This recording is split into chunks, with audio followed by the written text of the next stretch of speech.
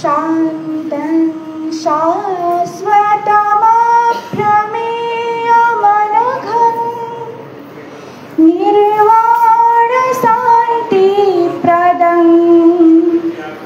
ब्रह्मा शम्भुफणीन्द्रसेव्यमनिशम् वेदान्तवेद्यं विभुं रामाख्यं जगदीश्वरं सुरगुरुं मायामनुष्यं हरिं वन्देऽहं करुणाकरं रघुवरं भूपालचूडामणिं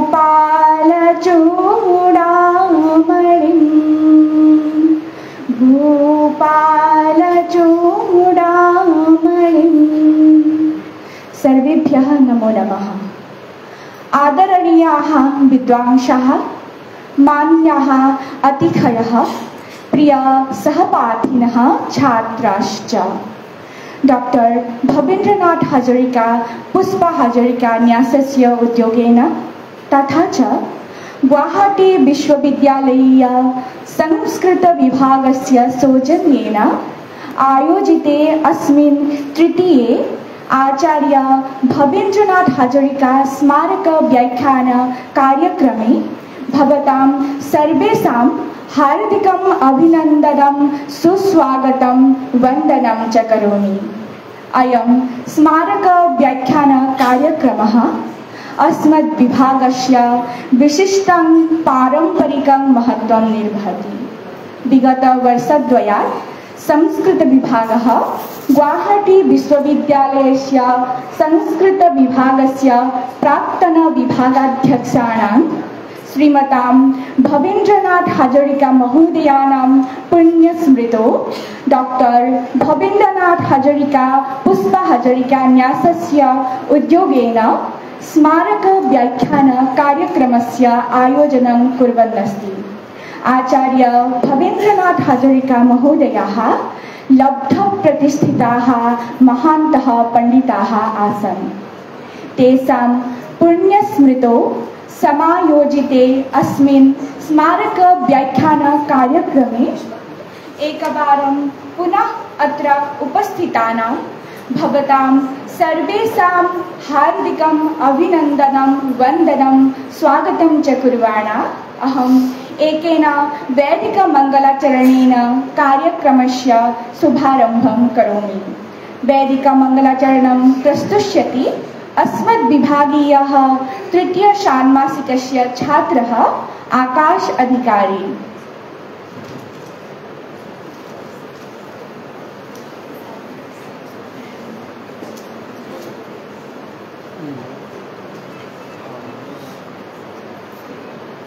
ओम श्री गणेशाय नमः। श्री वेदपुरुषाय नमः। श्री गुरुभ्यो नमः। हरिः ओम।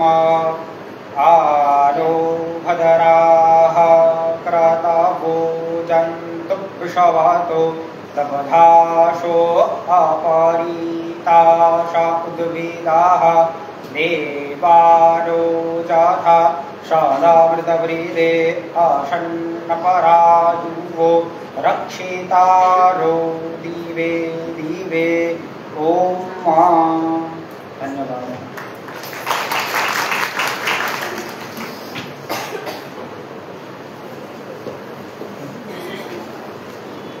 अधुना लौकिकं मङ्गलाचरणं प्रस्तुष्यन्ति गुवाहाटी विश्वविद्यालयस्य संस्कृतविभागीयाः छात्राः।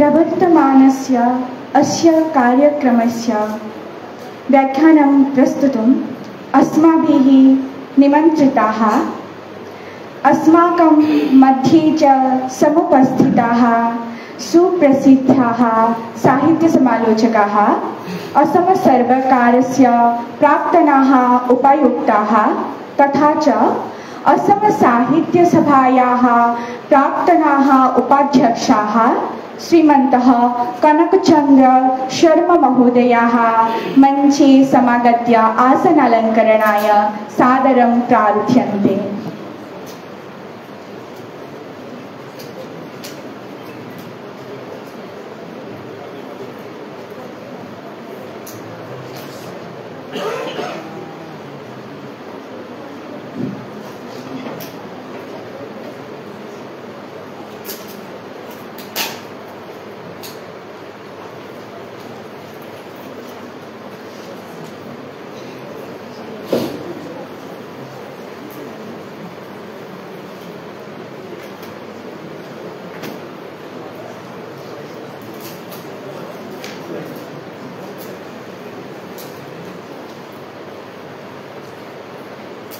अस्माकं विभागीय ज्येष्ठाध्यापकान् आचार्यान् डॉक्टर दीपक कुमार शर्मा महोदयान् अपि मञ्चे आसनालङ्करणाय अहं निवेदयामि।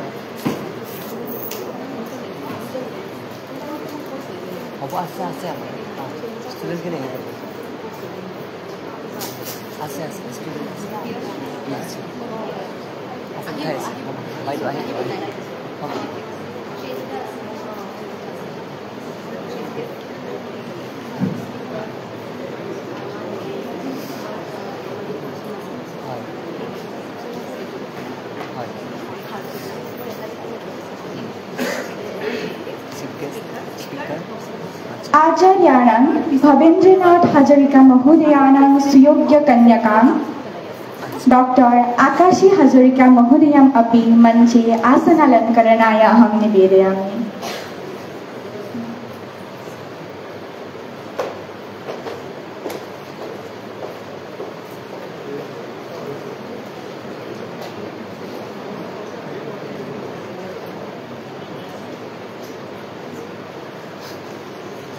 गुवाहाटी विश्वविद्यालयस्य संस्कृत विभागाध्यक्षान् मान्यान् डॉक्टर कामेश्वर शुक्ल महोदयान् अपि मञ्चे आसनालङ्करणाय सादरं निवेदयामि।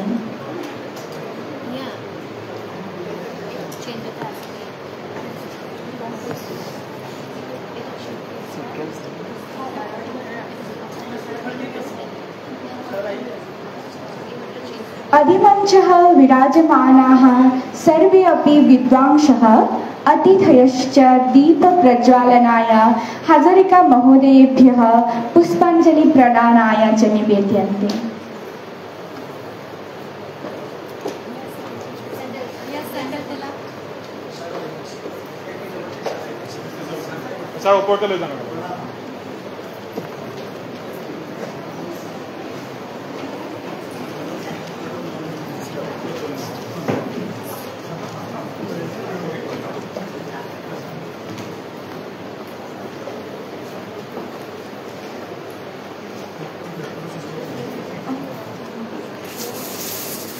अस्माकं मध्ये गुवाहाटी विश्वविद्यालयस्य मान्यवराः कुलसचिवमहाभागाः समागताः।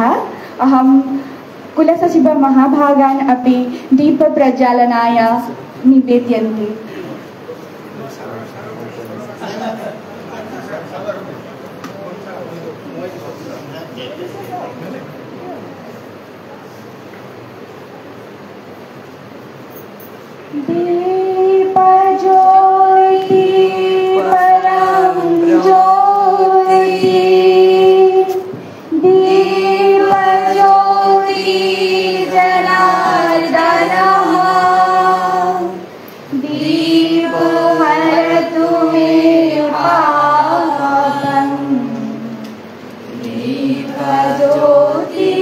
नमोस्तुते शोभा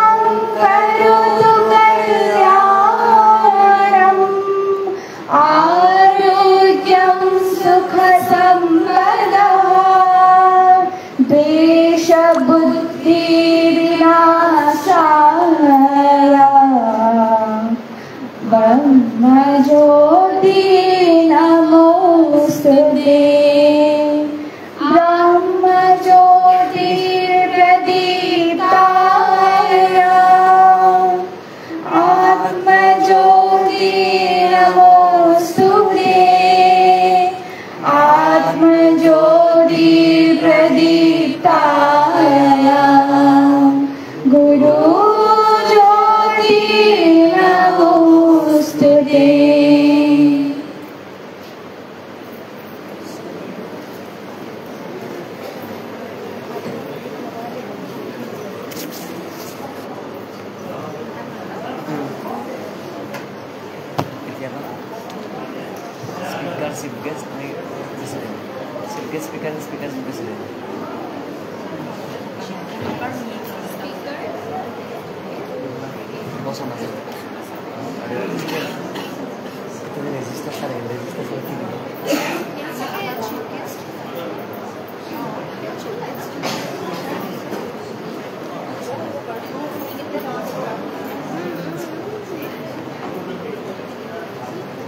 বৰ্তমান এতিয়া শ্ৰদ্ধাৰ পলাশ হাজৰিকা ছাৰক পুষ্পাঞ্জলি প্ৰদানৰ বাবে অনুৰোধ জনালোঁ।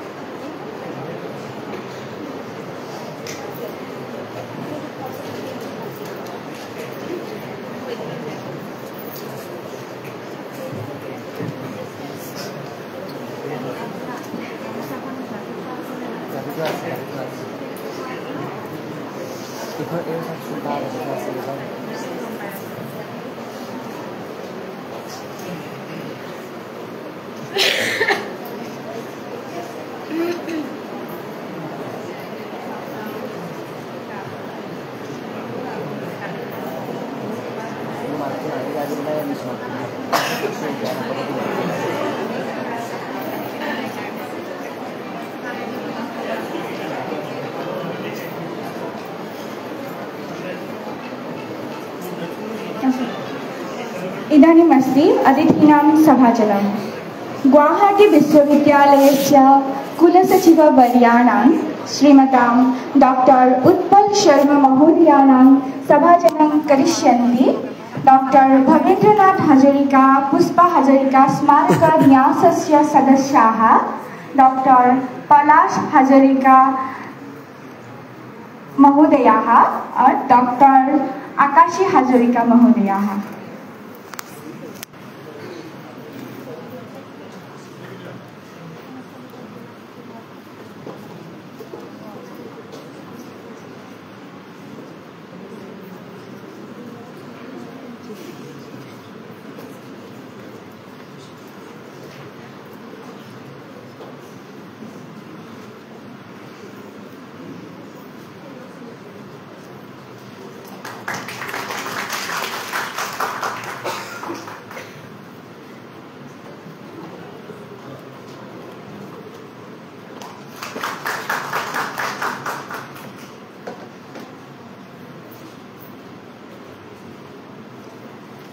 अधिमंचम विराजमानान आचार्यान doctor कनकचंद्र Sharma महाभागान सभाजयिष्यन्ति।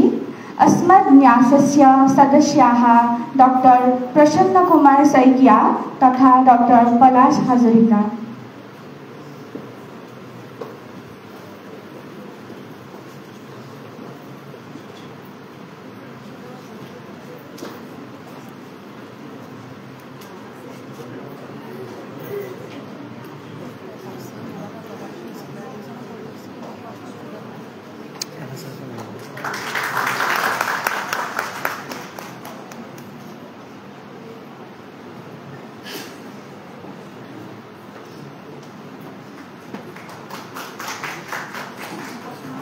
Oh, di posto masang.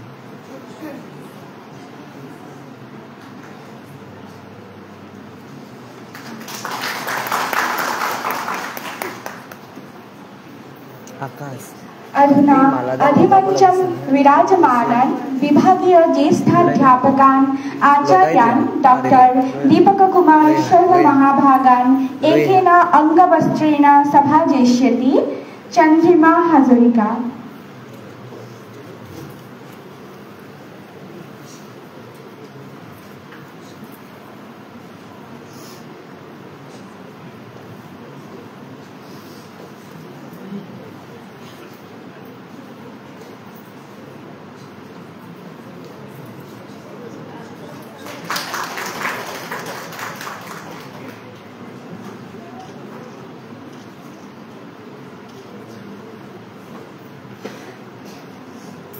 अधिमञ्चं विराजमानान् Sanskrit विभागाध्यक्षान् मान्यान् doctor Kameshwar शुक्ल महाभागान् सभाजयिष्यन्ति डॉक्टर भवेन्द्रनाथ हाजरिका पुष्प हाजरिका न्यासस्य सदस्याः डॉक्टर पलाश हाजरिका तथा डॉक्टर चन्द्रिमा हाजरिका महोदयाः।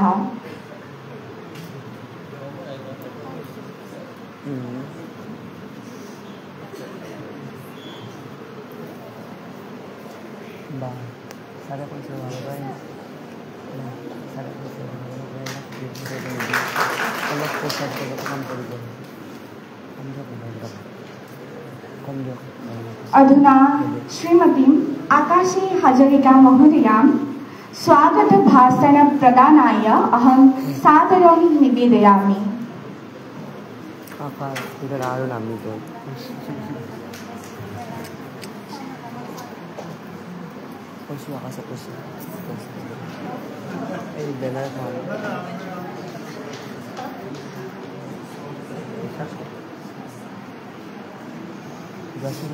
নমস্কাৰ।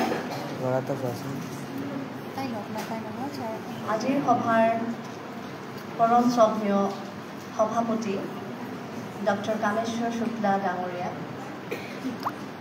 আজিৰ ডক্টৰ ভৱেন্দ্ৰনাথ হাজৰিকা স্মাৰক বক্তৃতা অনুষ্ঠানৰ আমাৰ সকলোৰে শ্ৰদ্ধাৰ বিশিষ্ট বক্তা শ্ৰীযুত কনক চন্দ্ৰ শৰ্মা ডাঙৰীয়া, আজিৰ সভাৰ বিশিষ্ট অতিথি ডক্টৰ উৎপল শৰ্মা ডাঙৰীয়া, মঞ্চত উপবিষ্ট আমাৰ সকলোৰে শ্ৰদ্ধাৰ ডক্টৰ দীপক কুমাৰ শৰ্মা ডাঙৰীয়া, সংস্কৃত বিভাগৰ সকলো শিক্ষাগুৰুবৃন্দ আৰু আমাৰ অতিকৈ মৰমৰ ছাত্ৰ ছাত্ৰীবৃন্দ, মই ডক্টৰ আকাশী হাজৰিকাই ডক্টৰ ভৱেন্দ্ৰনাথ হাজৰিকা পুষ্পা হাজৰিকা স্মাৰক ন্যাসৰ সকলো সদস্যবৃন্দৰ তৰফৰ পৰা আপোনালোক সকলোকে আজিৰ এই স্মাৰক বক্তৃতা অনুষ্ঠানলৈ আন্তৰিকতাৰে স্বাগতম জনাইছোঁ আৰু আপোনাক সকলোৱে আপোনালোকৰ এই বহুমূলীয়া সময় আমাক দিয়াৰ বাবে লগতে আন্তৰিকতাৰে কৃতজ্ঞতাও জনাইছোঁ। আজি আমাৰ বাবে খুব সৌভাগ্যৰ দিন, খুব হেঁপাহৰ দিন। আচলতে আমি 2023 চনত 22 আগষ্ট তাৰিখে এই সভাগৃহতে আপোনালোকৰ লগতে আমি আমাৰ দেউতা ডক্টৰ ভৱেন্দ্ৰনাথ হাজৰিকাৰ প্ৰথম স্মাৰক বক্তৃতা অনুষ্ঠান আমি অনুষ্ঠিত কৰিছিলোঁ। সেয়া 2023 12 আগষ্টৰ কথা, 22 আগষ্টৰ কথা আছিল। আমি দ্বিতীয়লানি অনুষ্ঠান আমি গুৱাহাটী প্ৰেছ ক্লাবত কৰিছিলোঁ 2024 14 ছেপ্টেম্বৰত, আৰু আজি আমি পুনৰ আপোনালোকৰ মাজত এনেদৰে একত্ৰিত হৈ এই অনুষ্ঠান অনুষ্ঠিত কৰিবলৈ পাই সঁচাকৈ সৌভাগ্যান্বিত অনুভৱ কৰিছোঁ। আচলতে এই বক্তৃতা অনুষ্ঠানৰ উদ্দেশ্য হৈছে যে সংস্কৃতি দেৱ ভাষা, যাৰ প্ৰতি ছাত্ৰ ছাত্ৰীসকলক বা আমাৰ উঠি অহা প্ৰজন্মক যাতে আকৰ্ষিত হয় বা এই ভাষা চৰ্চা কৰিবলৈ বা সমাজত প্ৰচাৰ আৰু প্ৰসাৰ কৰিবলৈ যাতে তেখেতসকল আগুৱাই আহে, সেই উদ্দেশ্যে আমি এই বক্তৃতা অনুষ্ঠানটো আমি প্ৰত্যেক বছৰে এনেদৰে অনুষ্ঠিত কৰিবলৈ লৈছোঁ। লগতে এই বক্তৃতা অনুষ্ঠানৰ লগতে আমি ডক্টৰ ভৱেন্দ্ৰনাথ হাজৰিকা স্মাৰক বঁটা আমি যোৱা 2 বছৰ দি আহিছোঁ, এই বছৰো আমি দিম। সেই বঁটা প্ৰাপকগৰাকী হয় সদায় গুৱাহাটী ইউনিভাৰ্চিটি সংস্কৃত বিভাগৰ MA ফাইনেলৰ যিজন ফাৰ্ষ্ট ক্লাছ ফাৰ্ষ্ট, তেখেতক আমি এই বঁটা দি আহিছোঁ আৰু আগলৈও দি যাম। আমি বিচাৰোঁ এই তেখেতসকল যাতে সদায় উৎসাহিত হয়, আৰু মই ভাবোঁ যে এই বক্তৃতা অনুষ্ঠানৰ জৰিয়তে যদি আপোনালোক ছাত্ৰ ছাত্ৰীসকল বা আপোনালোক সকলো যদি অলপ হ'লেও উপকৃত হয়, তেতিয়াহ'লে আমাৰ এই প্ৰয়াস নিশ্চয় সফল হ'ব। আপোনালোকে দেখিছে আমাৰ বেনাৰখনত আমাৰ এটা ন্যাস আছে। আমি আচলতে আমাৰ পিতৃ মাতৃ ডক্টৰ ভৱেন্দ্ৰনাথ হাজৰিকা আৰু মোৰ মাতৃ পুষ্পা হাজৰিকাৰ নামত আমি 2023 চনতে এটা ন্যাস স্থাপন কৰিছোঁ। আমি এই অনুষ্ঠানটো সেই ন্যাসৰ জৰিয়তেই কৰোঁ। আৰু আমাৰ ন্যাসৰ এই চেগতে মই দুষাৰী খালি আপোনালোকক ক'ব ওলাইছোঁ যে আমাৰ ন্যাসে এই বক্তৃতা অনুষ্ঠান বা আমি যিটো উদগনিমূলক বঁটা দিছোঁ তাৰ বাহিৰেও আমি কিছু সামাজিক কাৰ্যৰ লগত জড়িত হৈ আছোঁ। আমি আমাৰ মাতৃ পুষ্পা হাজৰিকাৰ নামত আমি সমাজৰ এগৰাকী ব্যতিক্ৰমী নাৰীক আমি এটা স্মাৰক বঁটা দিওঁ। এই বছৰ প্ৰাপক আছিল আমাৰ জাহ্নৱী গোস্বামী বাইদেউ। আপোনালোকে হয়তো জানে জাহ্নৱী গোস্বামী তেখেত প্ৰথম উত্তৰ পূৰ্বাঞ্চলৰ প্ৰথমগৰাকী মানে HIV পজিটিভ মহিলা যোনে পাব্লিকলি কৈছিল যে তেখেত পজিটিভ। আৰু আজি 30 বছৰ ওপৰত তেখেতে উইথ প্ৰপাৰ ট্ৰিটমেণ্ট সম্পূৰ্ণ চিকিৎসাৰ সৈতে খুব পজিটিভ এটা এটিটিউড লৈ এটা জীৱন যাপন কৰিছে। অকল তেখেত নিজৰ বাবে নহয়, তেখেতে সমাজৰ HIV পজিটিভ সেই ব্যক্তিসকলৰ কাৰণে, সেই শিশুসকলৰ কাৰণে বহু ভাল কাম কৰিছে, নতুন নতুন জীৱন দিছে তেওঁলোকৰ কাৰণে। গতিকে তেখেত আছিল আমাৰ প্ৰথম বঁটা প্ৰাপক পুষ্পা হাজৰিকা স্মাৰক বঁটা। তাৰ বাহিৰেও আমাৰ ন্যাসে সমাজৰ পিছপৰা অঞ্চলৰ শিশুসকলৰ কাৰণে আমি যিসকল শিশুৱে হয়তো চিকিৎসাৰ অভাৱত কেতিয়াবা মৃত্যুবৰণো কৰিব লগা হয়, কেতিয়াবা ইচ্ছা থাকিলেও এজন ডক্টৰ স্পেচিয়েলিষ্টৰ ওচৰত আহিব নোৱাৰে, সেই শিশুসকলৰ ওচৰলৈ আমি নিজে আগবাঢ়ি যাওঁ।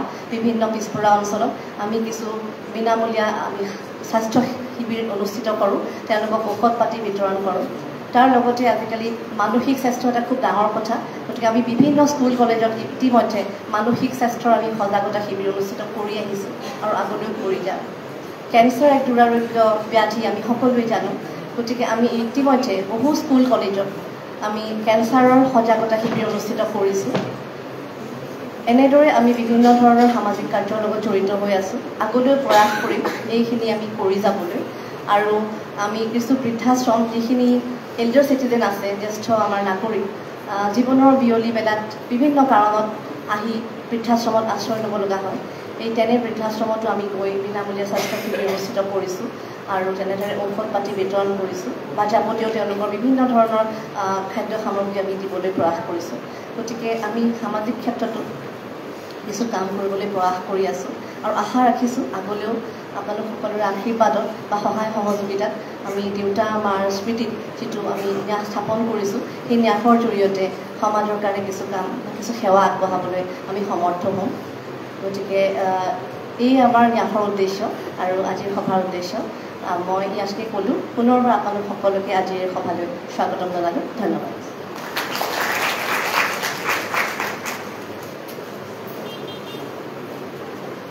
स्वागतभाषणप्रदानाय हाजरिका महोदयायै धन्यवादान् व्याहरामि। अधुना कार्यशिष्यां वर्तते आचार्याणां भवेन्द्रनाथ हाजरिका महोदयानां परिचयः। आचार्याणां हाजरिका महाभागानां परिचयं प्रदातुम् अस्मद्विभागस्य आचार्यं मान्यवरं डॉक्टर जगदीश शर्मा महोदयं सादरं प्रार्थयामि।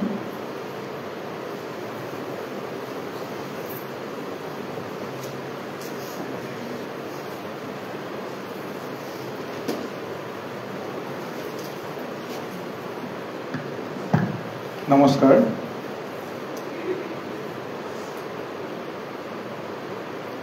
हम भद्रं कर्णेभिः श्रीरामो देवः भद्रं पश्येम अक्षभिः यजत्राः स्थिरैरङ्गैः तुष्टुवां तस्तुनुभिः वशेम देव हितं जदायु।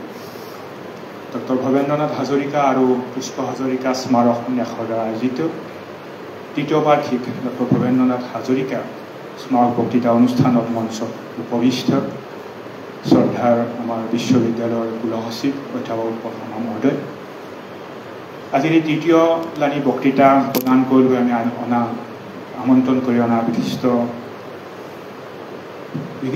साहित्यिक तथा प्रशासनिक विषया कनक शर्मा डांगरिया, এই বিভাগৰ মুৰব্বী অধ্যাপক কামেশ্বৰ শুক্লা মহোদয়, आमार सकलोरे गुरु आमार विभागर ज्येष्ठ अध्यापक दीपक कुमार शर्मा सार, भवेन्द्रनाथ हाजरिकादेवर सुयोग्या कन्या आकाशी हाजरिका बाइदेव, तेखेतर परियालबर्ग, आमार বিভাগৰ অধ্যাপক অধ্যাপিকাসকল, অন্যান্য বিভাগৰ পৰা অহা অধ্যাপক অধ্যাপিকাসকল, গৱেষক ছাত্ৰ ছাত্ৰীসকল আৰু মোৰ মৰমৰ ছাত্ৰ ছাত্ৰীসকল, কেতিয়াবা কেতিয়াবা একোজন ব্যক্তিয়ে এটা অনুষ্ঠানলৈ পৰিণত হয়।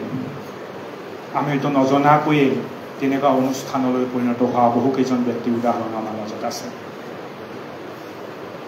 আৰু এই বিভাগতে আমাৰ গুৱাহাটী বিশ্ববিদ্যালয় সংস্কৃত বিভাগত এসময়ত আলোকিত কৰি তোলা এটা ব্যক্তি হত্যাৰ পৰা গৈ এটা অনুষ্ঠানলৈ পৰিণত হোৱা আছিল ডক্টৰ ভৱেন্দ্ৰনাথ হাজৰিকাদেৱ। সংস্কৃত এষাৰি শ্লোক আছে যে পৰিৱৰ্তিনী সংস্কাৰে মৃতকো বা নজায়তে জাত যেনে জাতে ন জাতি বংশ সমুন্নতি। অৰ্থাৎ যিজনে জন্মিয়ে নিজৰ কৰ্তব্যৰ দ্বাৰা নিজৰ কৰ্মৰ দ্বাৰা এই পৃথিৱীত কিবা কিবি থৈ যায়, তেওঁৰ নামে সকলোৱে মনত ৰাখে। গতিকে আমাৰ দায়িত্ব হ'ল যে যিসকলে আমি কৰোঁ তেওঁ সেই ইয়াত চিৰদিন জীয়াই থাকিব তেওঁৰ কাৰ্যকলাপৰ বাবে বা কৰ্মৰ যোগেদি। ডক্টৰ ভৱেন্দ্ৰনাথ হাজৰিকা আমাৰ সকলোৰে শিক্ষাগুৰু আছিলে বিভাগৰ, আৰু তেখেতৰ জন্ম হৈছিলে 1932 চনৰ 1 মাৰ্চ তাৰিখে তিয়কৰ ওচৰৰ দক্ষিণ দুলীয়া নামৰ এখন গাঁৱত।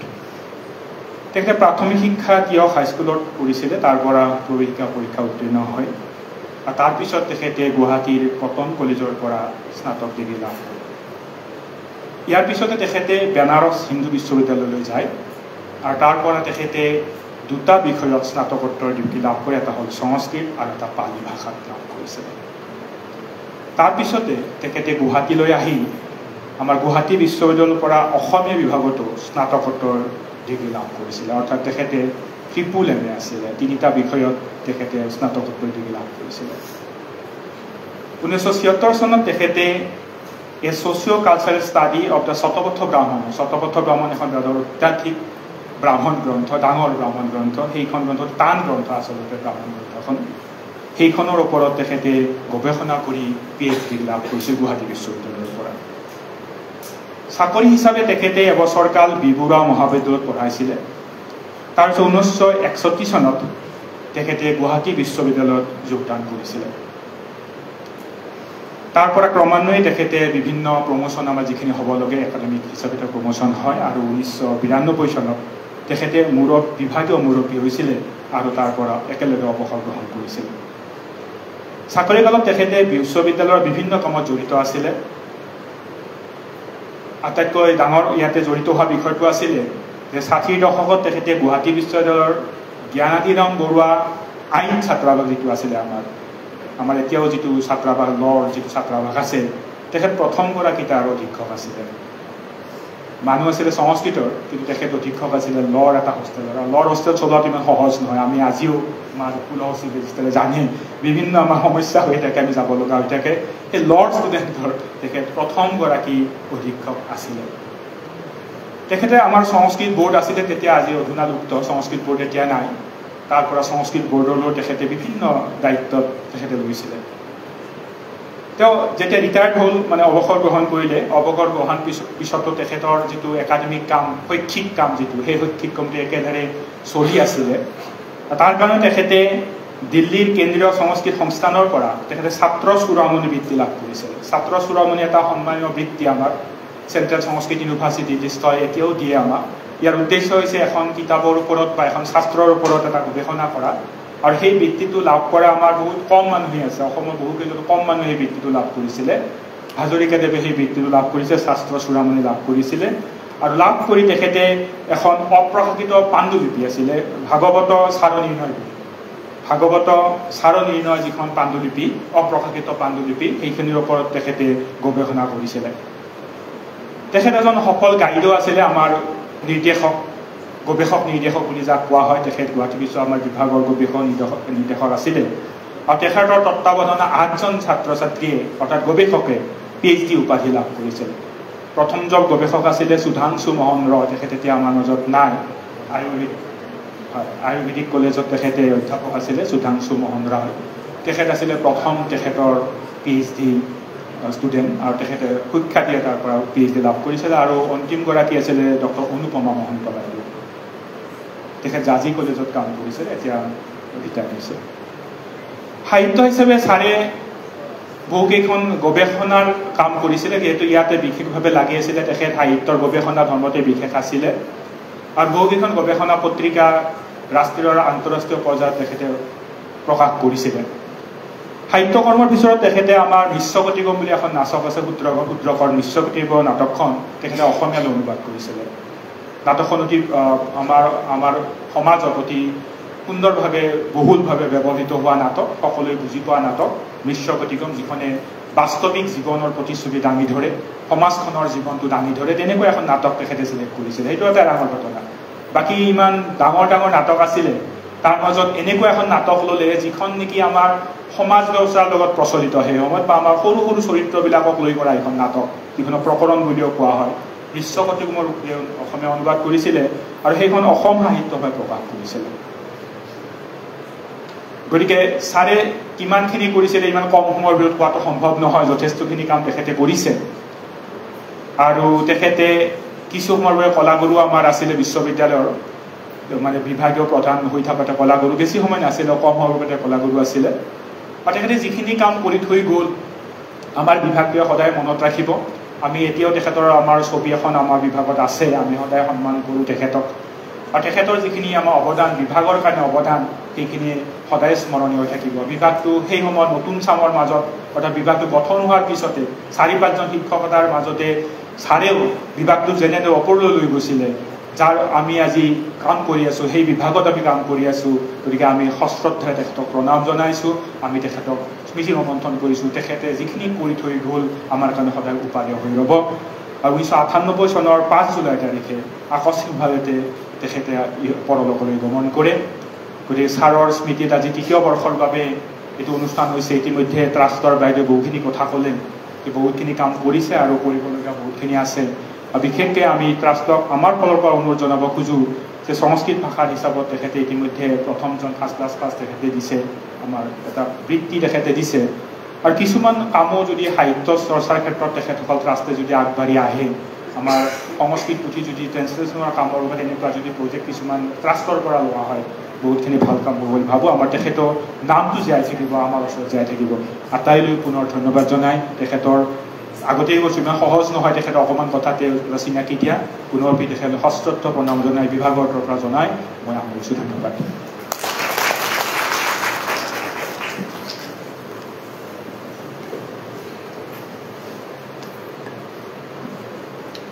आचार्यान् प्रति अहं हार्दिकीं कृतज्ञतां विज्ञापयामि।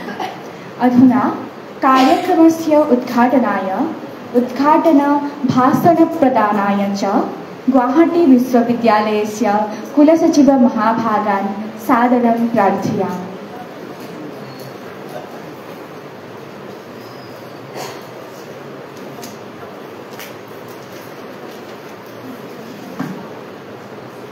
সকলোকে নমস্কাৰ জনাইছোঁ।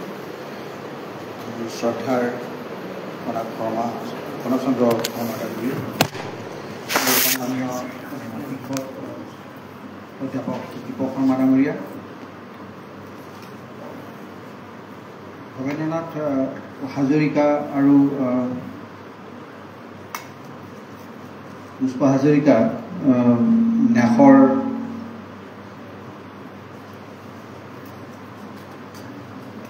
ডক্টৰ আকাশী হাজৰিকা বাইদেউ, বিভাগীয় প্ৰধান, আৰু মোৰ সন্মানীয় সহকৰ্মীসকল আৰু মৰমৰ ছাত্ৰ ছাত্ৰীসকল, মই অনুষ্ঠানটো আৰম্ভ হোৱা বুলি যিহেতু উদ্ঘাটন কৰাৰ কথা কৈছে, মই আজিৰ এই খুব সুন্দৰ অনুষ্ঠানটো আৰম্ভ হোৱা বুলি ঘোষণা কৰিলোঁ। দীঘলীয়া বক্তব্য ৰখাৰ সাহসো নাই আৰু সময়ো উপযোগী নহয়, তথাপিতো মাত্ৰ দুআষাৰ মনৰ ভাৱ ব্যক্ত কৰিম। প্ৰথম কথা হ'ল এই ন্যাসে প্ৰফেচাৰ ভৱেন্দ্ৰনাথ হাজৰিকা তথা পুষ্প হাজৰিকাক জীয়াই ৰখাৰ যি প্ৰচেষ্টা হাতত লৈছে শৈক্ষিক দিশেৰে, এইটো এটা শলাগ ল'বলগীয়া বিষয়। আৰু তাত গুৱাহাটী বিশ্ববিদ্যালয়ৰ পটভূমিতেই তেখেতৰ জীৱন আৰম্ভ হোৱা কাৰণে বিশ্ববিদ্যালয়ৰ এই প্লেটফৰ্মখনকে তেওঁলোকে ব্যৱহাৰ কৰাৰ কাৰণে আমিও তেখেতসকলৰ ওচৰত চিৰকৃতজ্ঞ। এনেকুৱা ধৰণৰ বক্তৃতাই আমাৰ ছাত্ৰ ছাত্ৰীক তেখেতৰ বিষয়ে জনাৰ এটা সুবিধা দিয়াৰ উপৰিও এটা নতুন টপিক যিটো সন্মানীয় কনক চন্দ্ৰ শৰ্মা ডাঙৰীয়াই আপোনালোকৰ আগত দাঙি ধৰিব। আমাৰ যিটো হলিষ্টিক ডেভেলপমেণ্টৰ কথা আমি কৈ আহিছোঁ, সেই হলিষ্টিক ডেভেলপমেণ্টত অকল আমি কাৰিকুলামৰ ভিতৰত থাকি পেলাই শিকাই নহয়, এনেকুৱা সুযোগো আমাক লাগে। আৰু সেই সুযোগটো তোমালোকক নেশৰ তৰফৰ পৰা দিয়াৰ বাবে নেশক মই এই দিশতো তেখেতসকলৰ ওচৰত কৃতজ্ঞতা ব্যক্ত কৰিছোঁ। আনহাতে তেওঁলোকে আৰু এটা কাৰ্যসূচী হাতত লৈছে, যিটো ফাৰ্ষ্ট ক্লাছ ফাৰ্ষ্ট তেওঁক ফেলিচিটেট কৰাৰ কাৰণে যিটো মানে ইনিচিয়েটিভ লৈছে, সেইটো আদৰণীয় কথা। অকল সেই ফাৰ্ষ্ট ক্লাছ ফাৰ্ষ্টজনক কাৰণেই নহয়, এই গোটেই ছাত্ৰ ছাত্ৰী সমাজৰ কাৰণে তেওঁলোকৰ যাতে এটা সপোন হয় এই এৱাৰ্ডটো তেওঁলোকে অহা বছৰ পোৱাৰ কাৰণে। গতিকে এইটো ক্ষেত্ৰত লোৱা তেওঁলোকৰ পদক্ষেপ আমি আদৰণি জনাইছোঁ। আৰু এনেকুৱা ধৰণৰ কথা হয়তো ভাবিব পাৰে তেখেতসকলে পৰৱৰ্তী পৰ্যায়ত, আৰু আমাৰ গুৱাহাটী বিশ্ববিদ্যালয়েও এই ক্ষেত্ৰত সহযোগ আগবঢ়াব। আমাৰ কৰ্তৃপক্ষও তেখেতসকলক যি সহায় সহযোগ লাগে আগবঢ়াব। এই যে জগদীশে ক'লে, মোৰ ভাতৃপ্ৰতিম জগদীশে ক'লে ট্ৰান্সলেশ্যনৰ কথা, আমাৰ গুৱাহাটী ইউনিভাৰ্চিটি প্ৰেছত আমি সেই সুবিধাখিনি দিয়াৰ ব্যৱস্থা কৰিব পাৰোঁ, যদিহে তেনেকুৱা ধৰণৰ কিছুমান কাম আগবঢ়ায়। তাৰোপৰি এই সংস্কৃত শিক্ষাটো অকণমান আৰু বেছি আমাৰ ছাত্ৰ ছাত্ৰীৰ মাজলৈ লৈ যাবৰ কাৰণে আৰু কিছুমান পদক্ষেপ ল'ব পাৰি নেকি, এই দিশত অকণমান ভাবিবৰ কাৰণে এইটো এখন খুব সুন্দৰ প্লেটফৰ্ম হয়তো হ'ব, যে স্কুলীয়া ছাত্ৰ ছাত্ৰীৰ মাজতো সংস্কৃত ভাষা শিক্ষা, কাৰণ গোটেই ভাৰতীয় ভাষাৰ মূল শিপাডাল সংস্কৃতৰ পৰাই আহিছে। গতিকে সংস্কৃত ভাষাটো জনাটো অতি দৰকাৰ ভাষাৰ ক্ষেত্ৰত, যদি আমি ছাত্ৰ ছাত্ৰীক আগবঢ়াই নিব খোজোঁ। গতিকে তেনেকুৱা ক্ষেত্ৰতো কিছুমান তেখেতসকলে কাৰ্যসূচী লওক।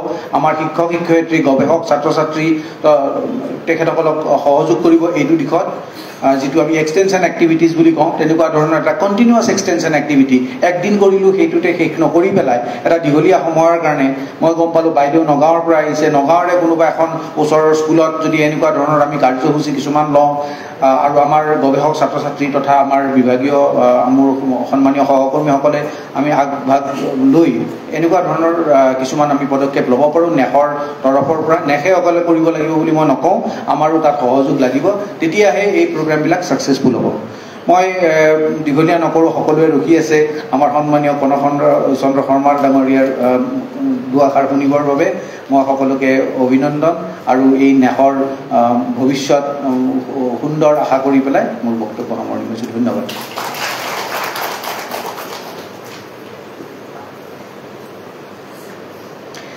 कुलसचिव महाभागेभ्यः आचार्येभ्यः डॉक्टर उत्पल शर्मा महोदयेभ्यः हार्दाः धन्यवादाः सादरं प्रणतिश्च निवेद्यन्ते। अधुना स्मारकवक्तुः मान्यवरस्य श्रीमतः कनकचन्द्र शर्मा महोदयस्य परिचयप्रदानं वर्तते। महाभागस्य परिचयप्रदानाय विभागीयाम् आचार्यां डॉक्टर बिनिमा बुजर्बरुआ महाभागां सादरं प्रार्थयामि।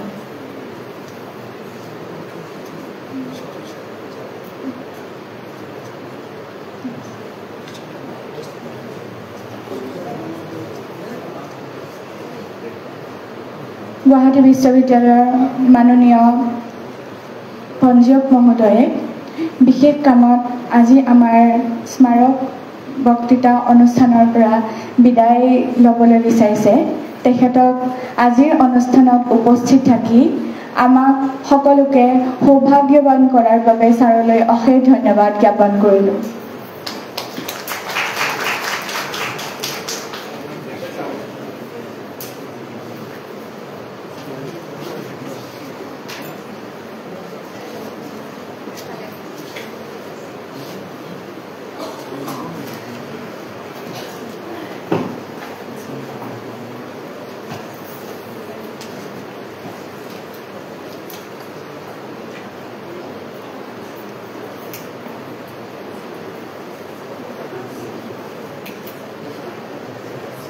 सर्वेभ्यः सर्वाभ्यः च नमो नमः. A very good afternoon to all of you present here. I feel myself very much privileged to speak a few words on respected Kanak Chandra Sharma sir, who is a retired SES officer and an eminent literature. Respected Kanak Chandra Sharma, who hails from the Lorama village in the district of Nalbari, is the son of Harachandra Sharma and Bedavati Devi. He started his early education in Borkhala and Tezpur. He passed his BA examination with honors from Cotton College, Guwahati, and passed MA examination in English from Guwahati University. In 1962, he was selected for Assam Civil Service and served in different prestigious posts of government of Assam. He retired from his service as the Deputy Commissioner of Dhubri District in the year 1996. Though he was basically an administrator, he has immense contribution to the academic arena also. More than 30 books have been authored by him. A few of those invaluable books are Sahitya Sangbahan, Boikhori, Gaurav Ravi Anandaram Borua, Ulubari Tamrakhakhonor Pathudhar, Ramaniya Sahitya Natak, Asham Itihasor Jotkinsit, The Adorable Mirror, Tinikhon Natya Sangitalaikya, Sahitya Satra, etc. Several other books have also been compiled and edited by him. This great personality has many research publications also published in various reputed journals. Many profound articles also have been contributed by him in several newspapers and magazines. He attended many national and international seminars and conferences also and presented his scholarly papers there. The writings of this great literature are found on different disciplines like Assamese literature, Sanskrit literature, folklore, Shastra culture, history, epigraphy, etc. Even many research papers and articles on different aspects of Sanskrit. Some of those are Sanskrit dramaturgy, theory of Sanskrit dramas, Bharata's Natya Shastra, etc. Ritu Sanhara of Kalidasa, Spring and Autumn in Sanskrit literature, dramatical lyrics of autumn and spring season, research-based detailed discussion of Sanskrit dramatic theories in relation to Assamese Onkiya Nads of Sri Shankaradeva, parallel Sanskrit Natakas in medieval Assam, etc. Some biography of Assamese Sanskrit scholars have also been authored by him, of which Gaurav Ravi Anandaram Borua, with brief information of his great Sanskrit works, Palakatya's Hastya Ayurveda, the first Sanskrit book of ancient Assam, and Kaviratna Mahamopadhyay Dhireshwara Sarja and his time are worth mentioning. A scholar of remarkable erudition, respected Kanak Chandra Sharma has got many awards and recognitions. In 1971, he received the President's Bronze Medal for Census Works, Government of India. He got State Literary Pension in 2000. He was a recipient of Sahitya Kandari Padmanath Gohai Borua Award for the book Tezpur Namo Itu Nagara Bishesh in 2005. He received felicitation and honor certificate from Ahom Sahitya Sabha as a scholar and research literature in 2007. He got the Param Hanmaniya Hadasya Hanman from the Akhil Bharatiya Sahitya Parishad Assam branch in 2022. Apart from these, many other prestigious honors and recognitions have been offered to him by different organizations of the state. He also got many award of titles like Vidyanidhi, Kamrup Mahanagar Ratna, Shiksha Ratna Hanman, Sahitya Prabhakar, etc. So it is not possible to cover all in a short period of time. These are some of the glimpses of the academic and literary achievements of this great personality. Today we are very happy to get such an erudite scholar and eminent personality in our midst as the speaker of today's memorial lecture. We will be definitely greatly benefited by his speech. Thank you.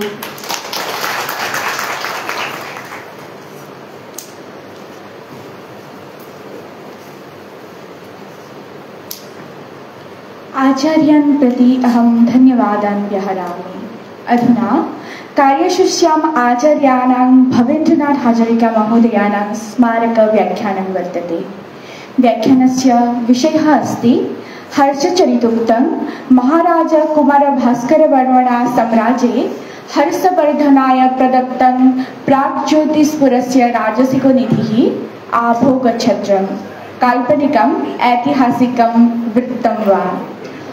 Narrative of the royal treasure Abhoga Chatram of Maharaja Kumarabhaskara Verma referred to in the Harshacharita and gifted to Emperor Harshvardhana, image or history. Aham Smaraka Bhasanam Prastutum Asmakam Madhye Upasthitan Sahitya Samalochakan Assam सर्वकारस्य प्राक्तनोपयुक्तान् मान्यवरान् कनकचन्द्र शर्मा महाभागान् सादरं प्रार्थये।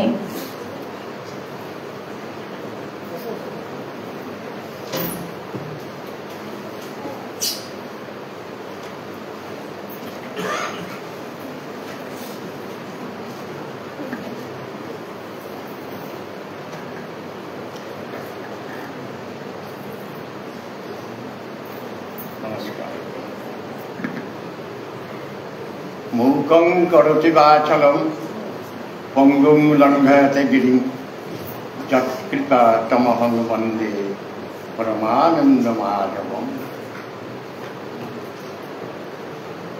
Guru Brahma, Guru Vishnu, Guru Deva Maheshwara, Guru Sakshat Param Brahma, Tasmai Sri Gurave Namaha.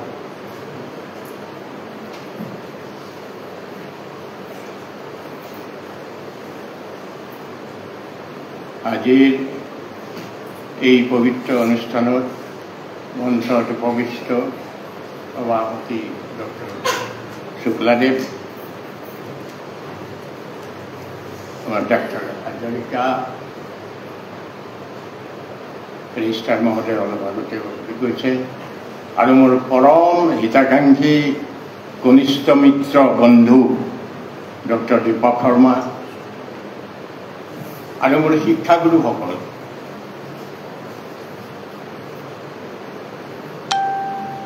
প্ৰথমে মই এই দুগৰাকী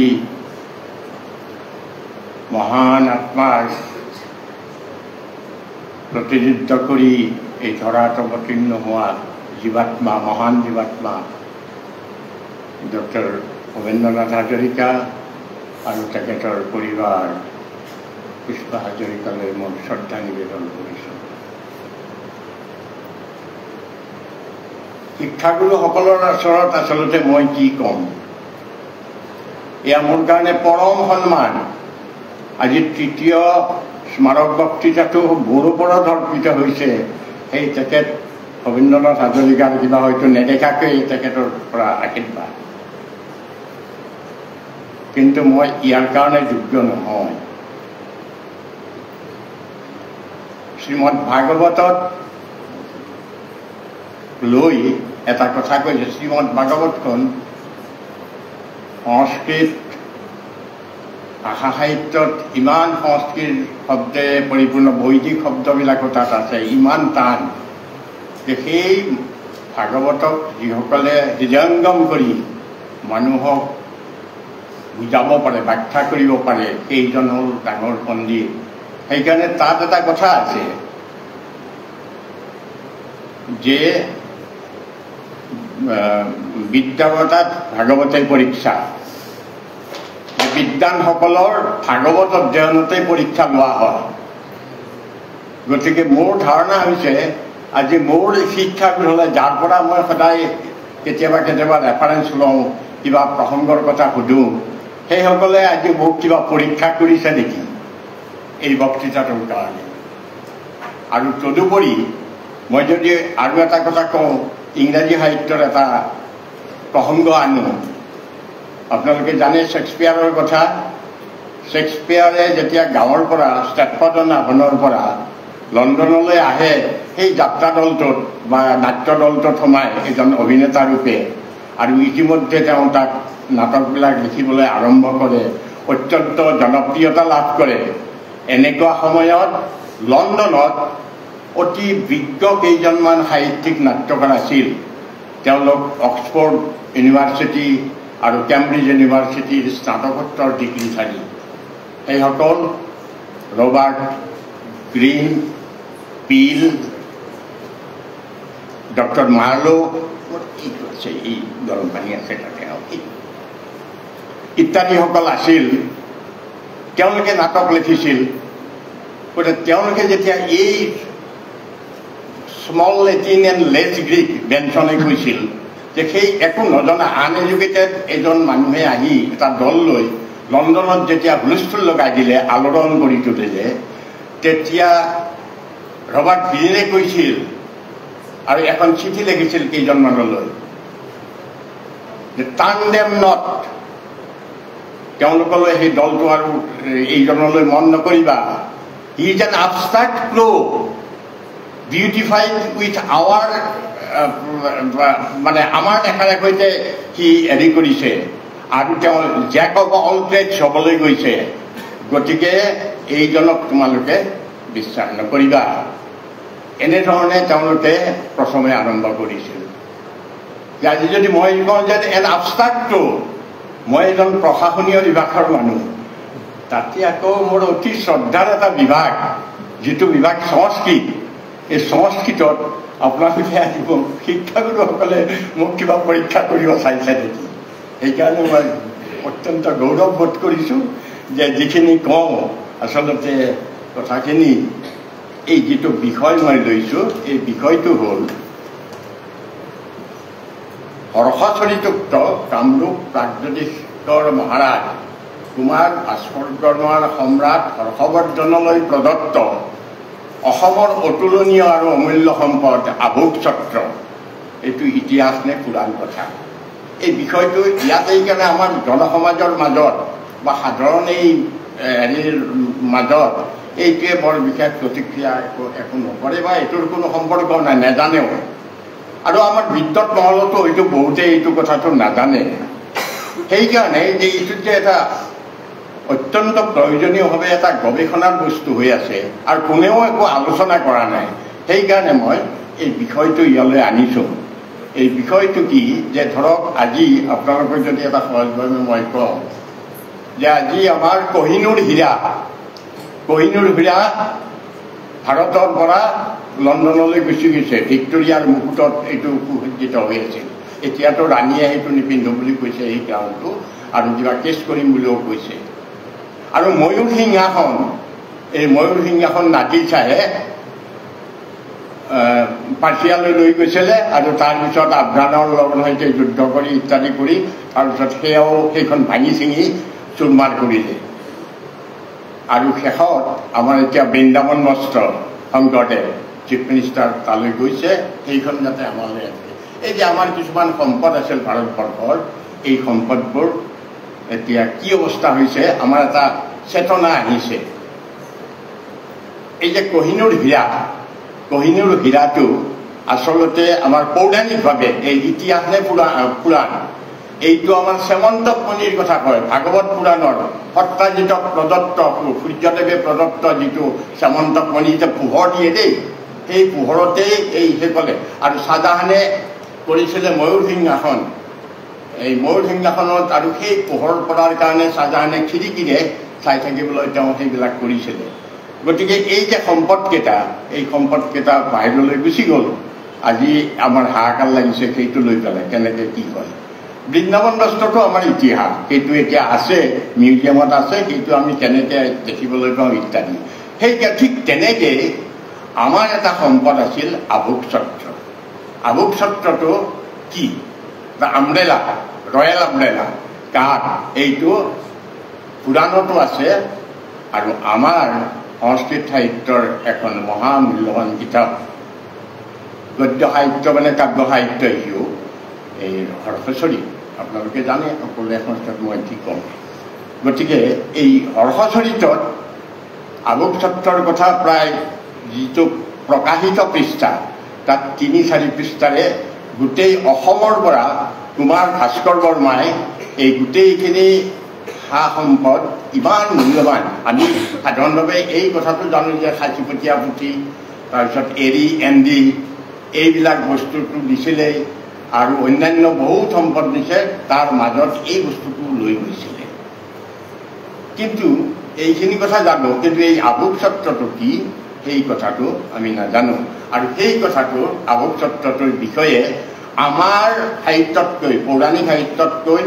আৰু আমাৰ অসমৰ কোনো ইতিহাস বা এই শাস্ত্ৰতকৈ হৰ্ষচৰিততে বেছিকৈ কথাখিনি কৈছে তাৰে মই অলপ কথা ক'ম বহুত দীঘল প্ৰবন্ধটো কিন্তু ইমান সময় মই নকওঁ অলপ কথা ক'ম অলপ প্ৰথমে মই কবিয়ে দিছোঁ এইখিনি খ্ৰীষ্টাব্দ ৭ম শতিকাৰ আদিভাগৰ সংস্কৃত সাহিত্যৰ বিখ্যাত ঐতিহাসিক গদ্য কাব্যৰ স্ৰষ্টা বাণভট্টৰ হৰ্ষচৰিত একে সময়তে এখন আত্মজীৱনী আৰু জীৱনী গ্ৰন্থ অৱশ্যে অসম্পূৰ্ণ সম্ভৱতঃ ভাৰতীয় সাহিত্যত আধুনিক ইতিহাসতত্বৰ ধ্যান ধাৰণাৰে ইতিহাস ৰচনাৰ হিষ্টৰিঅগ্ৰাফি ই এক প্ৰথম প্ৰয়াস বুলি ক'ব পাৰি বাণভট্টই নিজেই এই গ্ৰন্থ গল্প সাহিত্যৰ আখ্যায়িকা শ্ৰেণীত ভুক্ত কৰি কথাৰ সংজ্ঞাৰ পৰা ইয়াক তাৎপৰ্যপূৰ্ণভাৱে আঁতৰাই ৰাখিছে আপোনালোকে জানে আখ্যায়িকা আৰু কথাৰ কথা মই কি ক'ম আখ্যায়িকাটো চমুকৈ ক'বলৈ হ'লে যে description of historical events of the past অতীতৰ বা ফেক্টছ অফ লাইফ এইখিনি হ'ল বাকী বহিৰংগত যিটো শৈলী মই সেইটোৰ কথা কোৱা নাই অন্তৰংগভাৱে মূল কথাটো হৈছে আখ্যায়িকা এটা ইতিহাসৰ পাঠ আৰু কথাটো হ'ল আমাৰ কল্পনা ৰোমাঞ্চ সেইকাৰণে হৰ্ষচৰিতৰে দুখন কাব্য এখন কাদম্বৰী কথা আৰু এখন হৰ্ষচৰিত কাদম্বৰীখন কথা কিন্তু হৰ্ষচৰিতখন আখ্যায়িকা গতিকে সেইকাৰণে তেওঁ নিজে আৰম্ভণিৰে তেওঁ নিজেই এইটো কৈছে যে কি কৈছে যে এই আখ্যায়িকা কৰা বৰ টান তেওঁ কৈছে কৰমি আখ্যায়ম অম্বুধৈ জীৱাত প্ৰৱণ চাহফলম অৰ্থাৎ আখ্যায়িকাৰো সমুদ্ৰত জীৱাৰূপে নৌকা চলোৱাৰ ধৃষ্টতা কৰিছোঁ মই এই শব্দ আখ্যায়িকাটোক কিয় জোৰ দিছোঁ যে আখ্যায়িকাত এ চেঞ্চ অফ হিষ্টৰিকেল ট্ৰুথ যেন তাত সোমাই আছে কাৰণ তেওঁ ফেক্টছ অফ লাইফবিলাক কথা তাৰ পৰা আনিছে সেইকাৰণে তেওঁ নিজেই কৈছে যে এইখনত এটা হিষ্ট্ৰী আছে গতিকে তাতেই বৰ্ণনাটো আছে আমাৰ আলোকচত্ৰৰ কথা মগধৰাজ হৰ্ষবৰ্ধনৰ তেওঁৰ টাইমটো হৈছে 606 to 648 আমাৰ ৭ম শতিকাৰ মধ্যভাগলৈকে ৰাজকবি এইগৰাকী বাণভট্টই হৰ্ষৰ ৰাজনৈতিক জীৱনৰ কিছু ঐতিহাসিক বিৱৰণ দিওঁতে কামৰূপ প্ৰাগজ্যোতিষৰ মহাৰাজ কুমাৰ ভাস্কৰ বৰ্মা হৰ্ষৰ মিত্ৰ আৰু পৰিচিত ৰজা হিচাপে তেওঁৰে সৈতে থকা সম্পৰ্কৰ প্ৰসংগ স্বাভাৱিকতেই গুৰুত্বপূৰ্ণভাৱে এই গ্ৰন্থত লিপিবদ্ধ হৈছে সেইটো 7 চেপ্টাৰত সম্পৰ্ক এতিয়া মই জানিবলৈ পাৰিছোঁ যে আপোনালোকৰ ইয়াত 8 চেপ্টাৰটো আছে 7 চেপ্টাৰটো নাই উৎসাহ সপ্তম উৎসাহত ইয়াত বিস্তৃত বিৱৰণ প্ৰদত্ত হৈছে কথাখিনি এনেধৰণৰ ৰাজ্যাভিষেকৰ পাছত হৰ্ষবৰ্ধনৰ দিগ্বিজয় যাত্ৰা সৰস্বতী নদীৰ তীৰত দ্বিতীয় দিনাৰ অনুষ্ঠানত প্ৰাগজ্যোতিষৰ ৰজা কুমাৰ ভাস্কৰ বৰ্মাৰ অন্তৰংগ ৰাজদূত হংসবেগে হৰ্ষবৰ্ধনক দৰ্শন কৰিলে মহামূল্যৱান অজস্ৰ সম্পদ আৰু সামগ্ৰী উপহাৰ স্বৰূপে লৈ এই দৰ্শনৰ উদ্দেশ্য আছিল তেওঁলোকৰ মিত্ৰতাৰ চিনস্বৰূপে ভাস্কৰ বৰ্মাই হৰ্ষবৰ্ধনৰ সৈতে ৰাজনৈতিকভাৱে মৈত্ৰীবন্ধনৰ সাহিত্যৰ বিষয়ে জ্ঞাত কৰা হৰ্ষবৰ্ধনে অতি প্ৰীতিৰে কামৰূপ প্ৰজাৰ কুশল বাৰ্তা সুধি মনত ৰাখিব আগৰ পৰাই তেওঁলোকৰ কিন্তু পৰিচয় আছে হংসবেগক প্ৰথমেই সুধিছিল যে তোমাৰ মহাৰাজৰ কুশল নে এই বাক্যটো পৰিচয় হৰ্ষচৰিতত লিখা আছে শংখবেগক আপ্যায়িত কৰি উপহাৰবোৰ তেওঁ গ্ৰহণ কৰিছিল হৰ্ষচৰিতত উল্লেখ কৰা মতে এই সামগ্ৰীসমূহৰ ভিতৰত প্ৰথম আৰু প্ৰধান আছিল শ্বেতবৰ্ণৰ ৰেশ্মী বস্তুৰে প্ৰস্তুত কৰা এক সুন্দৰ আৱৰণেৰে ঢাকি অনা ৰত্নখচিত এটি ছত্ৰ ছাতা আমব্ৰেলা তদুপৰি আছিল সাঁচি গছৰ পাতত প্ৰস্তুত কৰা পুথি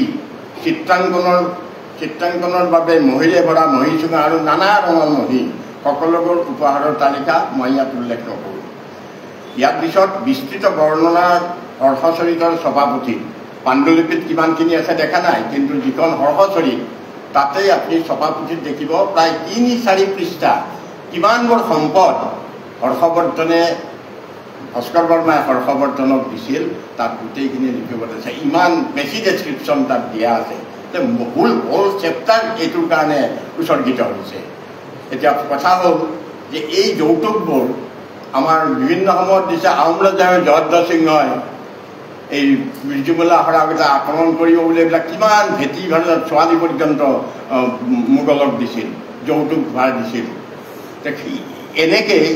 তেনেকুৱা সম্পদে ভাস্কৰ বৰ্মাই হৰ্ষবৰ্ধনৰ ওচৰলৈ আৰু আমাৰ মহামূল্যৱান সম্পদবোৰ এইবোৰ কিন্তু হৰ্ষবৰ্ধনে তেওঁক দিছিল তেওঁৰ ৰাজধানীত এই যুদ্ধযাত্ৰাৰ সময়ৰ আগমুহূৰ্তত সেই কথাবোৰ বালাভট্টই লিখিছে এতিয়া আভোগ ছত্ৰটো কেনেকুৱা আছিল মই সেইটো তাত কেনেকৈ আছে মই এইখিনি কথা কৈছোঁ কুমাৰ ভাস্কৰ বৰ্মাৰ পূৰ্বপুৰুষৰ উপাৰ্জিত মনত থাকিব কুমাৰ ভাস্কৰ বৰ্মাৰ পুৰুষৰ উপাৰ্জিত এই ছত্ৰ ইয়াৰ নাম আভোগ ই দেৱতা বৰুণৰ আতপত্ৰ ছত্ৰ আছিল প্ৰাচীন কালত মহাবৰাহ ৰূপৰ ভগৱান বিষ্ণুৰ সংযোগত পৃথিৱীৰ পৰা নৰক নামৰ পুত্ৰ জন্মে কালক্ৰমত নৰক প্ৰাগজ্যোতিষৰ ৰজা হৈ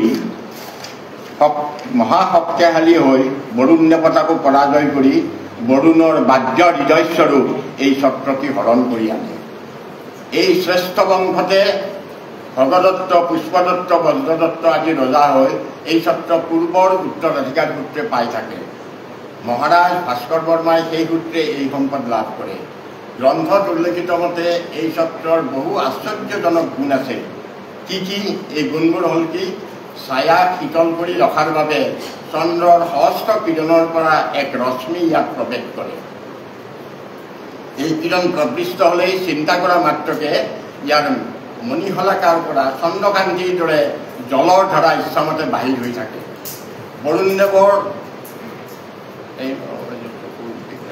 বৰুণদেৱৰ সমান 4 সমুদ্ৰৰ যি অধিপতি হ'ব পাৰে তেওঁৰ ওপৰতে ইয়াৰ ছায়া কৰে অন্যৰ ওপৰত নহয় অগ্নিয়ে এই ছত্ৰক পুৰিব নোৱাৰে বায়ুৱে ইয়াক উৰাই নিব নোৱাৰে পানীয়ে সিক্ত কৰিব নোৱাৰে ধূলি বালিও ই মিলন নহয় বাৰ্ধক্য ইয়াক জীৰ্ণ কৰিব নোৱাৰে শেষত কোৱা হৈছে যে এই ছত্ৰটি ত্ৰিভুৱনৰ অতি অদ্ভুত বস্তু সম্ৰাট হৰ্ষবৰ্ধনে এই ছত্ৰৰ বিস্ময় দেখি কৈছিল যে ই মহাদেৱৰ শিৰত ধাৰণৰ যজ্ঞচন্দ্ৰৰ দৰে সকলো ৰত্নৰ আশ্ৰয়স্বৰূপ সাৰ্বভৌম নৃপতিৰ ধাৰণযোগ্য ভাস্কৰ বৰ্মাই এইটো নি হৰ্ষবৰ্ধনক দিলে আচলতে কিয় দিলে ইমান সম্পদৰে সৈতে এই ছত্ৰটো তাৰমানে তেওঁলোকৰ যিটো আমাৰ শশাংকয় এইটো হিষ্ট্ৰীৰ কথা আপোনাৰ হিষ্ট্ৰীসকলে জানিব যে এই শশাংকয় অসমক জয় কৰাৰ এটা ভাবুকস্বৰূপ হৈ পৰিছিল সেই সময়ত গৌড় ৰজা এই কৰ্ণ সুবৰ্ণ আদি এই অঞ্চলৰ তেওঁৰ আধিপত্য গতিকে গৌড়ৰ পৰা কাৰণ তাৰ আগতে এখন যুদ্ধ হৈ গৈছে ভাস্কৰ বৰ্মাৰ আগত ইতিহাসত তাত কিন্তু আমি হাৰিছিলোঁ সেইটো আকৌ গুপ্ত সাম্ৰাজ্যৰে মহাসেন গুপ্ত বুলি এজনৰ হাতত তাৰো আমাৰ শিলালিপিত প্ৰত্নলিপিত লেখা আছে কথাবোৰ গতিকে সেইটো ঠাইছিল গতিকে তেওঁৰ এটা ধাৰণা হ'ল যে তেওঁৰ এই বিশাল সাম্ৰাজ্য ৰক্ষা কৰিবলৈ হ'লে হৰ্ষবৰ্ধনৰ লগত মিত্ৰতা নকৰিলে আমি শান্তিৰে থাকিব নোৱাৰিম গতিকে হৰ্ষবৰ্ধনৰ লগত তেওঁ মিত্ৰতা কৰিলে সেই মিত্ৰতাৰ কাৰণে তেওঁ এই বস্তুখিনি দিছিল বাকীবিলাক হিষ্ট্ৰীৰ কথা মই সেইটোলৈ নাহোঁ এতিয়া এই ছত্ৰটো বা এইটো কি আচলতে আভোগ কিয় নামটো হৈছে মই সেইটো কথা কৈছোঁ। ছত্ৰ বা জাপি ৰাজপ্ৰতীক, ৰজাৰ সন্মানীয় আচ্ছাদন, দেৱতা বিগ্ৰহৰ ক্ষেত্ৰতো আমি চাহ প্ৰদানৰ বাবে স্বৰ্ণতাপ ব্যৱহাৰ কৰোঁ। ভাৰতৰ পৌৰাণিক আৰু ৰাজনৈতিক ঐতিহ্যত ৰাজচক্ৰই এক গুৰুত্বপূৰ্ণ স্থান অধিকাৰ কৰি আছে। আমি এইবিলাক কথা পঢ়িলে বিভিন্ন জেগাত পাওঁ যে ৰাজচক্ৰ ধাৰণ কৰি আহিছে ইত্যাদি ইত্যাদি। আৰু এতিয়া এই কিছুমান আমাৰ কিংবদন্তী শ্ৰীমন্ত শংকৰদেৱৰ ক্ষেত্ৰ বা যিসকল মহাপুৰুষৰ চিন লক্ষণ লৈ জন্মগ্ৰহণ কৰে, জন্মৰ লগে লগে যে আমাৰ কিছুমান সাধু কথা এতিয়া ঘাপে আহি পেলাই তেওঁ এই ছত্ৰই যে আৱৰণ কৰি ৰাখে, এই ধৰণৰ আমাৰ বহু ধৰণৰ কাহিনী বা প্ৰসংগৰ কথা আছে। ঠিক এইটোৱেই যেন কথা যে আভোগ ছত্ৰটোৰ অৰ্থটো কি? ই হৈছে ই সৰ্পফনা ৰূপত বিস্তাৰিত হোৱা ছত্ৰ। সৰ্পৰ উন্মুক্ত ফনাৰ ৰূপত থকা ছত্ৰৰ প্ৰকাৰেই আভোগ ছত্ৰ। পুৰাণ কথা মতে এনে ছত্ৰৰ অধিকাৰী বৰুণ দেৱতা, সেয়ে ইয়াক বাৰুণ ছত্ৰ বুলি কোৱা হয়।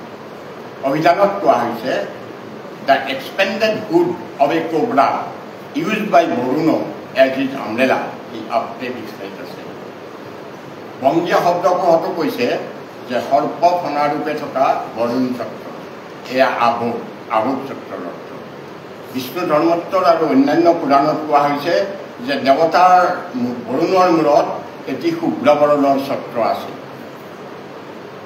এই যিটো ইমেজ কল্পনা আমাৰ মূৰ্তিবিলাকৰ কাৰণে এই ধৰণৰ কিছুমান বৰ্ণনা আছে নহয়, সেই বৰ্ণনাৰ ওপৰত ভিত্তি কৰি আমাৰ দৃষ্টিৰ প্ৰত্নতত্ত্বৰ এখন ডাঙৰ সুন্দৰ বিখ্যাত গ্ৰন্থ কেইবাটাও খণ্ডত ওলোৱা পণ্ডিত গোপীনাথ ৰাওৰ এলিমেণ্টছ অফ হিন্দু আইকনগ্ৰাফি, এই ইয়াত কৈছে তাত বৰুণৰ এই কথাটো উল্লেখ কৰিছে যে বৰুণৰ ৰূপকল্পনাৰ মূৰ্তিৰ ক্ষেত্ৰত কৈছে যে দেৱতা বৰুণৰ মূৰ্তিৰ মূৰত এটি শুভ্ৰ ছত্ৰ থাকিব লাগে। আজি যদি প্ৰত্নতত্ত্বৰ ছাত্ৰ মূৰ্তি আমাৰ আইকনগ্ৰাফিত সেইটো কথা আছে। এতিয়া এইখিনি হ'ল কথা আভোগ ছত্ৰৰ কথা বা বাৰুণ ছত্ৰৰ কথা আমাৰ হৰ্ষচৰিতত আছে। কিন্তু হৰ্ষচৰিতে এই ইনফৰমেশ্যনটো ক'ৰ পৰা পালে, ক'ৰ পালে? এতিয়া অসমৰ আৰু অন্যান্য শাস্ত্ৰই কি কৈছে আমি অলপমান চাওঁ। এতিয়া ইয়াৰ মূল কথাটো হৈছে আমাৰ কালিকা পুৰাণত বাৰুণ ছত্ৰৰ কথা। কালিকা পুৰাণখন আমাৰ অসমৰ কাৰণে দেই, আপোনালোকৰ কাৰণে মই কথাটো জনাইছোঁ যে অসমৰ প্ৰাচীন হিষ্ট্ৰী, সামাজিক, ৰাজনৈতিক আৰু বিশেষকৈ প্ৰাকৃতিক ভূগোল এই জনাৰ কাৰণে কালিকা পুৰাণখনত অতি শুদ্ধ সত্য তথ্য তাত কৈছে। একেবাৰে পশ্চিমৰ পৰা আৰম্ভ কৰিছে, এই গোৱালপাৰা মূৰত ধূপদিৰ সিফালৰ পৰা গদাধৰ নদীৰ পৰা জলপাইগুৰিৰ পৰা আমাৰ শদিয়ালৈকে গোটেই নদীবিলাকৰ বৰ্ণনা আছে, পাহাৰবিলাকৰ বৰ্ণনা আছে। আৰু আমাৰ অসমৰ হিষ্ট্ৰীৰ কথা আছে। এইখন ৰচনা কৰিছিল, কোনে ৰচনা কৰিছিল নাম নাই, কিন্তু ইয়ালৈও এটা হেৰি আছে, কনফাৰেঞ্চি আছে, বিতৰ্ক আছে। কিছুমানে 10-12 চেঞ্চুৰী এনে বুলি কয়, কিন্তু সাম্প্ৰতিক গৱেষণাত এই কথাটো ওলাই পৰিছে। আমাৰ বিশেষকৈ ডক্টৰ বিশ্বনাৰায়ণ শাস্ত্ৰী ছাৰ আৰু ধৰ্মেশ্বৰ চুতীয়াই সুন্দৰভাৱে গৱেষণা কৰি এইটো কথাও বহুতে নাজানে। মই যদি কেতিয়াবা কালিকা পুৰাণ ইন 9th century বুলি লেখোঁ, সেইটো কাটি পেলাই কোনোফালে পুস্তকতে লেখে ইন 10th century। গতিকে এই কথাটো ক'বলগীয়া হৈছে। ধৰ্মেশ্বৰ চুতীয়া আমাৰ সংস্কৃত ডিপাৰ্টমেণ্টৰে, তেখেতে বিশ্বনাৰায়ণ শাস্ত্ৰী ছাৰৰ লগত আলোচনা কৰি তেওঁ গাইডমতে এইটো সম্পূৰ্ণ শুদ্ধভাৱে দেখুৱাই দিছে যুক্তিময় সহকাৰে যে এইটো 9th century ৰচনা, 100 বছৰ আগত। গতিকে সেইটো এটা অন্য বিভিন্ন দিশৰ কাৰণে তাৎপৰ্যপূৰ্ণ। গতিকে 9ম শতিকাৰ এই গ্ৰন্থ কালিকা পুৰাণত মই গোটেই কথাখিনি নকৰোঁ, মূল কথা দুটামান কৈছোঁ যে ইয়াত কি ধৰণে আছে। সাধাৰণতে পৌৰাণিক কাহিনীৰ কথা, পৌৰাণিক কাহিনী হ'বলৈ হ'লে নৰকাসুৰৰ কাহিনী ধৰক, আৰু নৰকাসুৰৰ কাহিনীটো আপোনাৰ ভাৰতবৰ্ষৰ অন্যান্য পৌৰাণিক সাহিত্যত গোটেইটো একেলগে নাপায়। জীৱনীটো পিৰিয়ডিক বা মানে খণ্ড খণ্ড বিচ্ছুৰিতভাৱে আপোনাৰ মহাভাৰততো আছে, হৰিবংশতো আছে, বিষ্ণু পুৰাণতো আছে, ব্ৰহ্মবৈদ্য পুৰাণতো আছে বা অন্যান্য যিবিলাক বৈষ্ণৱ সাহিত্যৰ পুৰাণ, ভাগৱত পুৰাণত আছে। কিন্তু it is only in the Kalika পুৰাণত, য'ত আপুনি নৰকাসুৰৰ জন্মৰ পৰা আৰম্ভ কৰি মৃত্যুলৈকে জীৱনীটো দিয়া আছে। এইটো যেন এটা হিষ্ট্ৰিঅগ্ৰাফিৰে হেৰিৰ নিচিনা, যদিও এইখন পুৰাণ উপপুৰাণ, শাক্ত উপপুৰাণ। গতিকে কালিকা পুৰাণত কি হৈছে যে যেতিয়া নৰকাসুৰ, এইটো নৰকাসুৰৰ লগত, কাৰণ নৰকাসুৰৰ সম্পত্তি বুলি কৈছেতো, গতিকে নৰকাসুৰে যেতিয়া প্ৰথম অৱস্থাত কামাখ্যাৰ লগত, কামাখ্যাৰ প্ৰতিষ্ঠাতা তেওঁ, আৰ্য সভ্যতা কেৰিয়াৰ তেওঁ ইয়ালৈ আনিছে, ইয়াত গোটেই আৰ্য সভ্যতাটোৰ বিস্তাৰৰ প্ৰতিষ্ঠাপক। আৰম্ভণিতে বিষ্ণুৰ পুত্ৰ হিচাপে তেওঁ, বৰাহ বিষ্ণুৰ পুত্ৰ হিচাপে তেওঁ আৰম্ভণি ষ্টেজত কালিকা নৰকাসুৰে সুন্দৰভাৱে তেওঁ এটা বেনিভলেণ্ট কিং হিচাপে তেওঁ কামৰূপ ৰাজ্যখন প্ৰতিষ্ঠা কৰিলে, বাকীসকলক খেদি মেলি ইত্যাদি ইত্যাদি এইবিলাক কথা তাত আছে।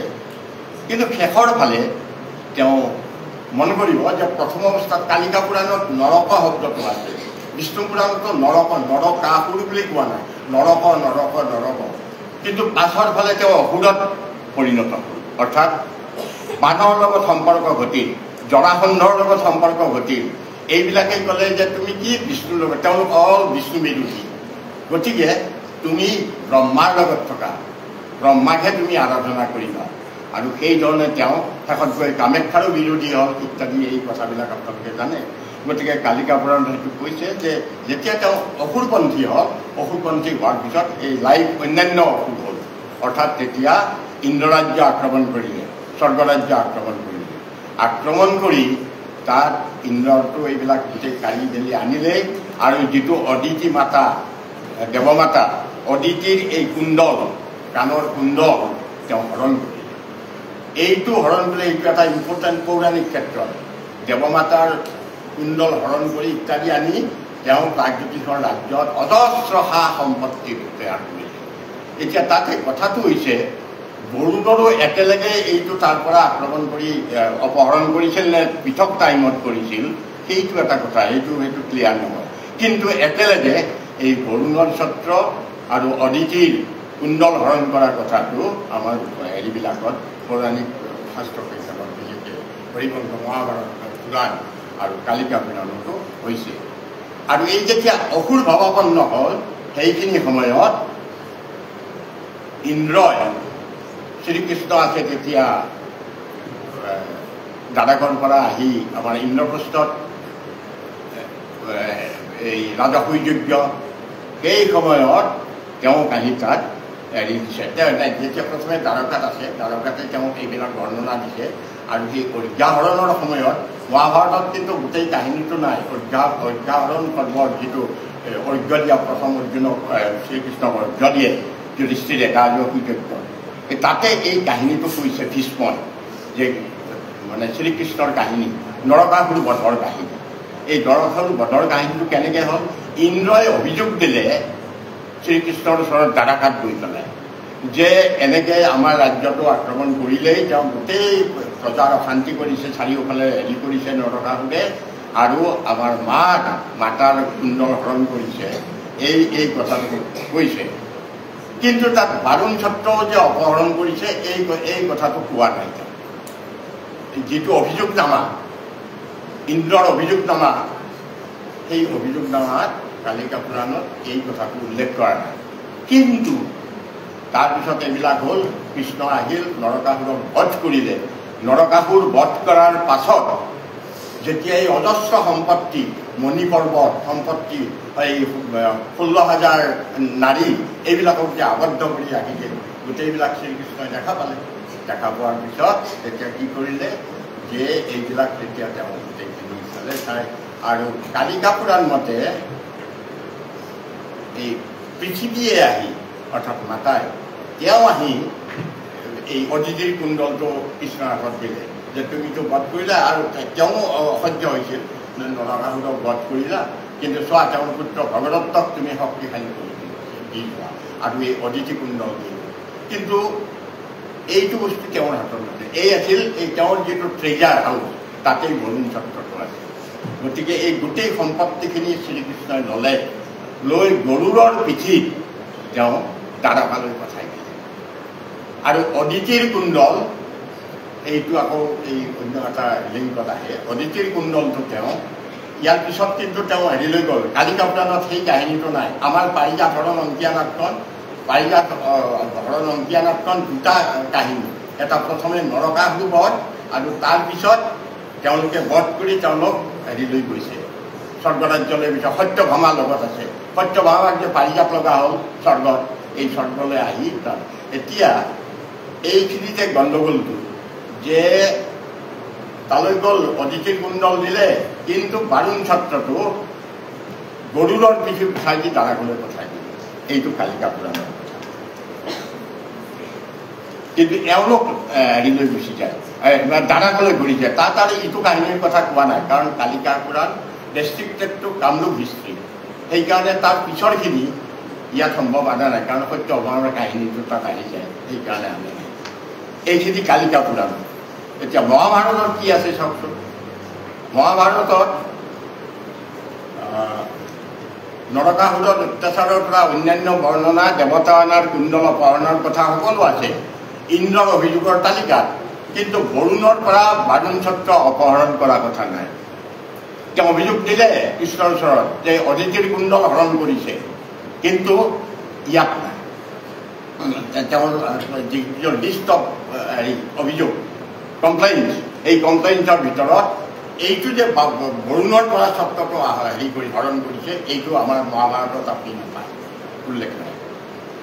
মহাভাৰতৰ পাছৰ যিখন, সেইখন শিল মহাভাৰত বুলি কয়, সেইখন হ'ল হৰিবংশ, এপেণ্ডেজ টু মহাভাৰত, অৰ্থাৎ মহাভাৰতত যি যি কথাবোৰ নাই সেইখিনি হৰিবংশত কৰিছে। মহাভাৰতত শ্ৰীকৃষ্ণৰ আদ্যলীলাটোও নাই, গতিকে হৰিবংশত সেইটো আছে।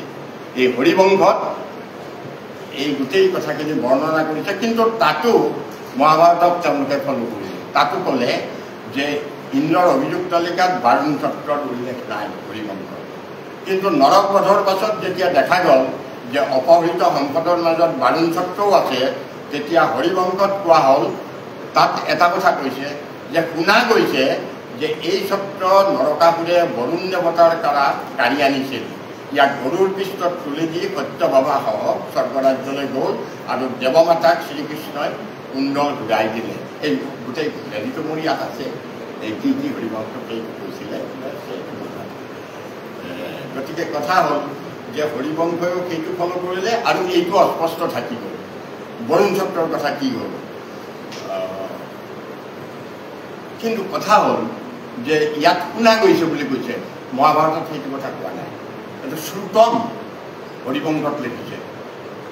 তেতিয়া এই হৰিবংশই শ্ৰুতম বুলি যেতিয়া ক'লে, তেতিয়া তাৰমানে নৰকাসুৰৰ লগত বৰুণৰ বেলেগে এটা যুদ্ধ হৈছিল নেকি, বেলেগ সময়ত, তেতিয়া বৰুণ ছত্ৰ আনিছিল নেকি, এই কথাটো it is not clear in any of the পৌৰাণিক শাস্ত্ৰ।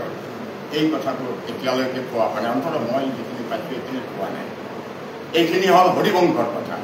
বিষ্ণু পুৰাণে কি কৈছে, কাৰণ হৰিবংশ, মহাভাৰত, তাৰপিছত বিষ্ণু পুৰাণ। বিষ্ণু পুৰাণখন আমাৰ এমন অল দি পুৰাণ হয়, এইখন বহু পৰিমাণে ৰিলায়েবল, খুব স্পষ্ট আৰু খুব সুন্দৰভাৱে এটা শৃংখলিতভাৱে লেখা।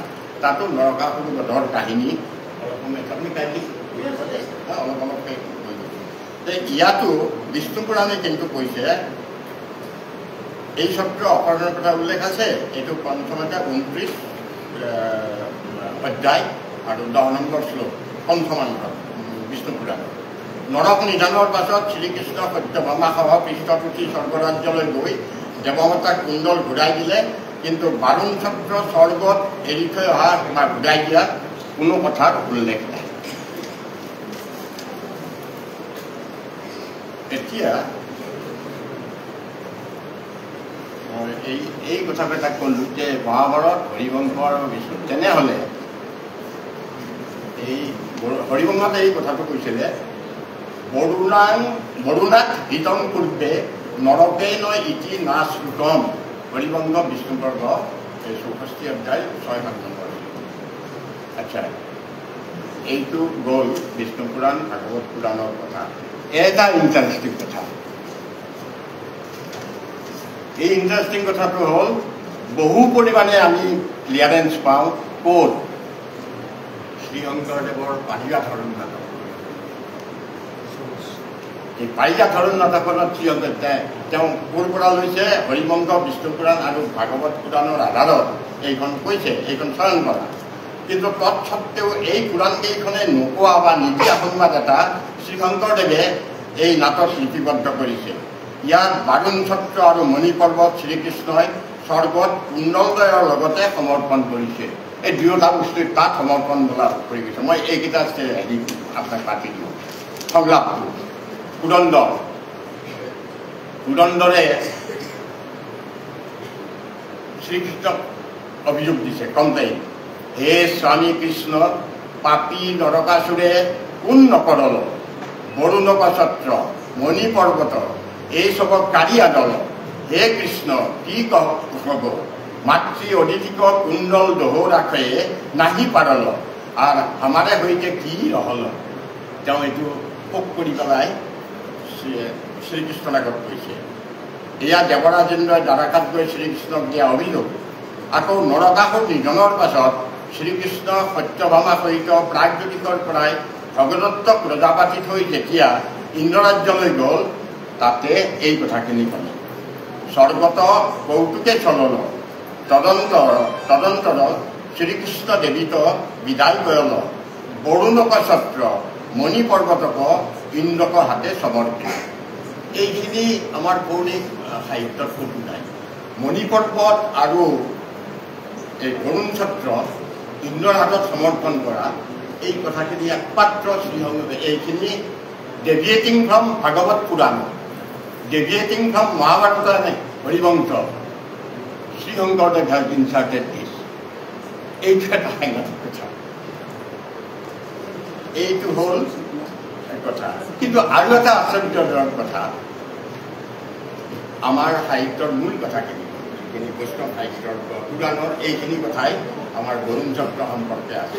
ইয়াত এই কেৰেক্টাৰিষ্টিকবিলাক যে হৰ্ষচৰিতত কৈছে তাত লেখা নাই, কালিকা পুৰাণটো সেইটো লেখা নাই।